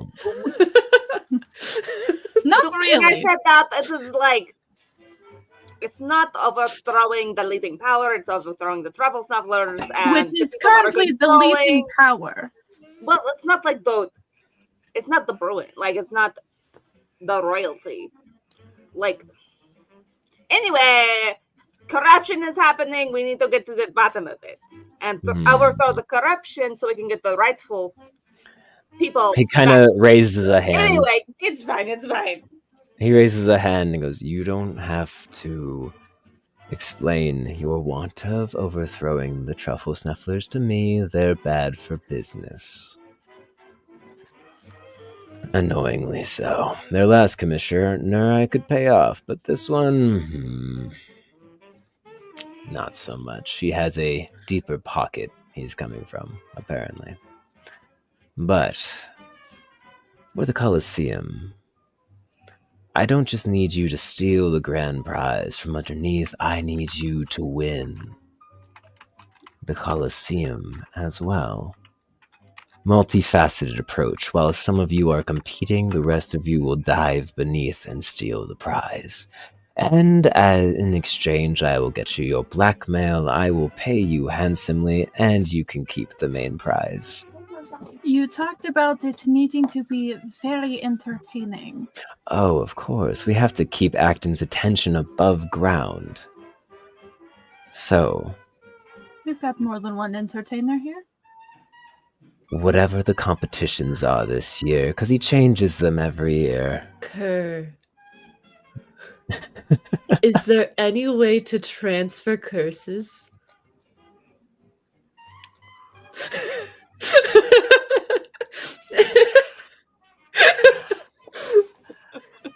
If anyone would know, it'd be you, William. Trust me, this is a good idea. Kerr has a curse, and if we could transfer it to Acton. Transferring All of our curses curses? are No, just tricky. your one specific one. Just one. Ah, that one. You know, the whole performing one. Yeah, that one. I think it's more. Oh, we I just thought you need- really liked Duke. You would probably have to re-curse him, or give him a curse in general, which, with his current, We need to hold up more of those mushrooms. the problem would be more getting close to him. He is a, how do you say it? Paranoid to a fault, and quite the agoraphobic. Well, we've got a couple days. We can just conveniently have one of the chefs go missing, and then I can get a new job. It'll be fine. You're a phenomenal cook. This is a great idea. Exactly. It's fine. I love your enthusiasm, I believe but we that would be can. very hard. I believe we can formulate some ideas to properly distract Acton, And I think this is a great plan. Good. and I think we can fulfill our end of the bargain. So long as we have your word that we have a deal. In writing, mind you. He opens the drawer. He opens a drawer and pulls out a large scroll, and a quill, and just starts passively writing as he continues to talk to you. Oh, I will set you up with everything you need for this heist, as well as give you a layout of the Colosseum and everything I know. I want this to go without a hitch, because if you get caught, then I get caught, and my fun is soiled. And then Acton wins, and I won't hear the end of it next time we all get together. Oh, don't worry too much about getting caught. This happens all the time. Our little rivalry. If he catches you, he'll probably just throw you in his dungeon for about a week, and then he'll release you. It's fine. Oh, he will catch us. It's If okay. these are your friends, I hate to see your enemies. They're all dead. Hmm.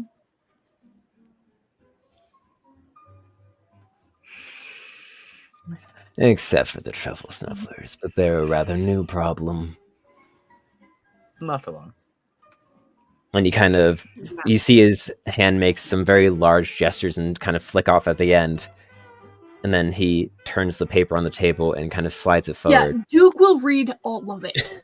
All right, make an investigation check. Homie's not about to Did you get pull out like, some like tiny reading glasses? The best way to probably do this It's like half moon spectacles. is to choose who you want as your main combatants, and then choose who you want as your backup, and those who are as backup will infiltrate the Colosseum. Or How many rounds of combat are there?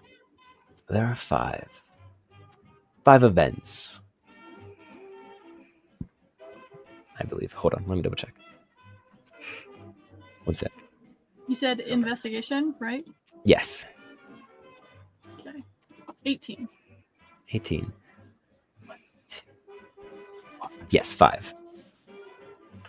18. Okay. So as you're reading through, William goes, the normal layout of the Colosseum is the opening act, which is traditionally a free-for-all. The first stage, second stage, the semifinals, and then the finals. Which the finals is typically a champions duel, a tag team champions duel. So choose your strongest fighter and the person you wish to back them up. The middle 3 change every year, though, so we won't know that until the Colosseum begins. And Duke, as you're reading, It's very well written. You Mhm. can see that he's done this a ton of times. It goes over pay. It goes over how he won't cover funeral expenses. Standard legal documents. Standard legal document. Duke is just like, I'm making sure we're not getting screwed over in any legalese terms and making sure that this is exactly what we have verbally agreed upon. And to your satisfaction, it seems to be. Duke looks up, looks at everyone else, and just gives a nod. As you can see, as much as I make my business on taking from others and hoarding information, those I do business with, I try to keep in good standing. Can't ever be too safe. Exactly.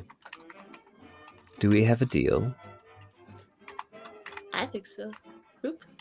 What is the price? What are we stealing? Just like, I'm probably going to be the one with the sticky paws, so I should know what I'm after. You'll probably be our backup. The prize is something oh so valuable to our lovely little Acton. And to those around, a solid gold egg. Gold's not worth a lot here. If it was solid blue glass. See, you'd be surprised. While gold may be abundant, there's something about this egg that Acton won't tell anyone about. Then why is he giving it away as the prize then, if he likes it so much? For the glory. And the...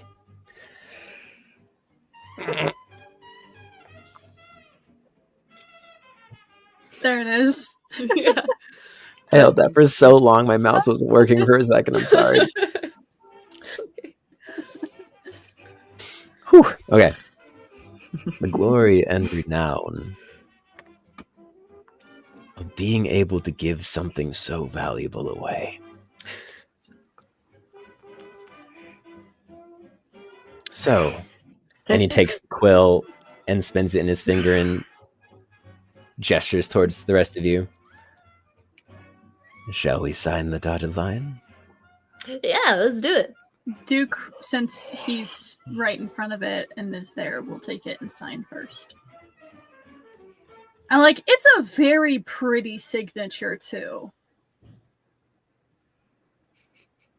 Scree will take it next and write Scree, and it says it's legible. It's Yeah, legible. I love it's not that super descriptor. ugly, but- It's legible. It's illegible. I'm guessing Lavender gets the paper next. Oh, yes. Does that? Lav. Just L-A-V with lots of flourishes. Yeah. And then Kerr dips one of his nails in the ink that's been proffered, and then just writes Kerr like a calligraphy, and it's surprisingly really neat. Which, as you all sign, and you see that William had already signed it on the top with his large flourish. Kerr, as you raise your finger, the scroll rolls, starts shining gold, and then dissipates into 5 shimmering golden rings that disappear and then reappear on each of your pinkies, including William's. And as the glow dims, you see that you now have a golden band on your pinky that seems to not be able to be removed. Interesting. Well, we now have a deal. And as he gestures his hands, you see that similar rings, he has about 10 others across his fingers. Lovely. I look forward to our future business ventures together. You No. got it. Go enjoy the casino. On me. And he puts a bag of glass on the table and pushes back and goes, I have some business to attend to on the 3rd floor. Pleasure. And walks out. And that is where we will end today's session. Good. Good soup. Good Good soup. Good soup. soup. Also, Exquisite I soup. want- Anyways. all I'm saying, I'm not even putting this on Zatara. I want to cosplay William. Oh my god. We all That should man cosplay seems William. so elegant. Yes. William's great. William. Yes. Ugh, we stand William. I have Good like a Pinterest soup. picture of like what inspired his character, but I don't have like official character art of him or Okay. Give me anything. the We're gonna work on inspiration. that. I don't care. We're gonna work on making official art. While we work on making Okay. official art, everybody follow us on our other platforms. We'll post stuff on Instagram and on TikTok, and our stuff automatically gets uploaded to YouTube. But we're also trying to add more stuff to our YouTube as well. Mhm. So please All I'm follow us saying- there to support our stream. Yes, KJ. All I'm saying, if you support my Ko-fi, I can finally get a tablet to do digital art, and then I can contribute to the official art. I'm just saying. As always, thank you all so much for watching. We all do things online. We're all content creators. Some of us, Scree, Ruby, KJ, and I all have Twitch that stream on random days. I'm pretty sure that Scree and I are the only ones with any semblance of a schedule. My Like schedule's tomorrow, never the you'll be same. streaming. I'll Tara will be stream streaming tomorrow, and then Yep. Scree streams normally on Wednesdays and Fridays. So just subscribe to everybody. Our names are beneath our character names, so you should. Mine's here. You To should people use it. ask me about my Yes. internet, I've not had any technical difficulties today, so this stream alone is proof of my internet. It's true. It's true. It's beautiful. Oh, thank you for the glass donation. It's Hey. gonna go to William. Aw. Because it was to me, and that was the last NPC I played. There he goes. So The rich thank get you all richer. so much for watching. rich We'll get see you richer. back here next week. We'll see you back here next Next week, Next week, which the will 15th. be our last stream Last- of 2024, Which is gonna be us gambling. which is probably going to be them gambling and maybe doing a few other things. And We'll like see maybe where this session. training. And maybe training. You guys have to Or actually maybe- sign up Sign for the up. Coliseum. Yeah. Or maybe we'll just start at the Coliseum. We'll find out next week on. And we're gonna first. We're gonna go and find a real quick person to raid because Oh, yeah. we do that. Oh, we're gonna who's go live? raid Ice Cream Who's live? Sandwich because We're Ice Cream going Sandwich to is be- live. Yes. Okay. Good. Yes. Go watch War of the Realms with Dice Cream Sandwich with Tink Tolman Woot. and a bunch of other really cool people They're great. on Dice love Cream them. Sandwich. They're really cool. Yes, they Love are them. fantastic. Go send them the love. Go throw moss at their faces. Yes. And of course, as always, go touch some moss, folks. Go touch some moss. Go touch. moss. Bye.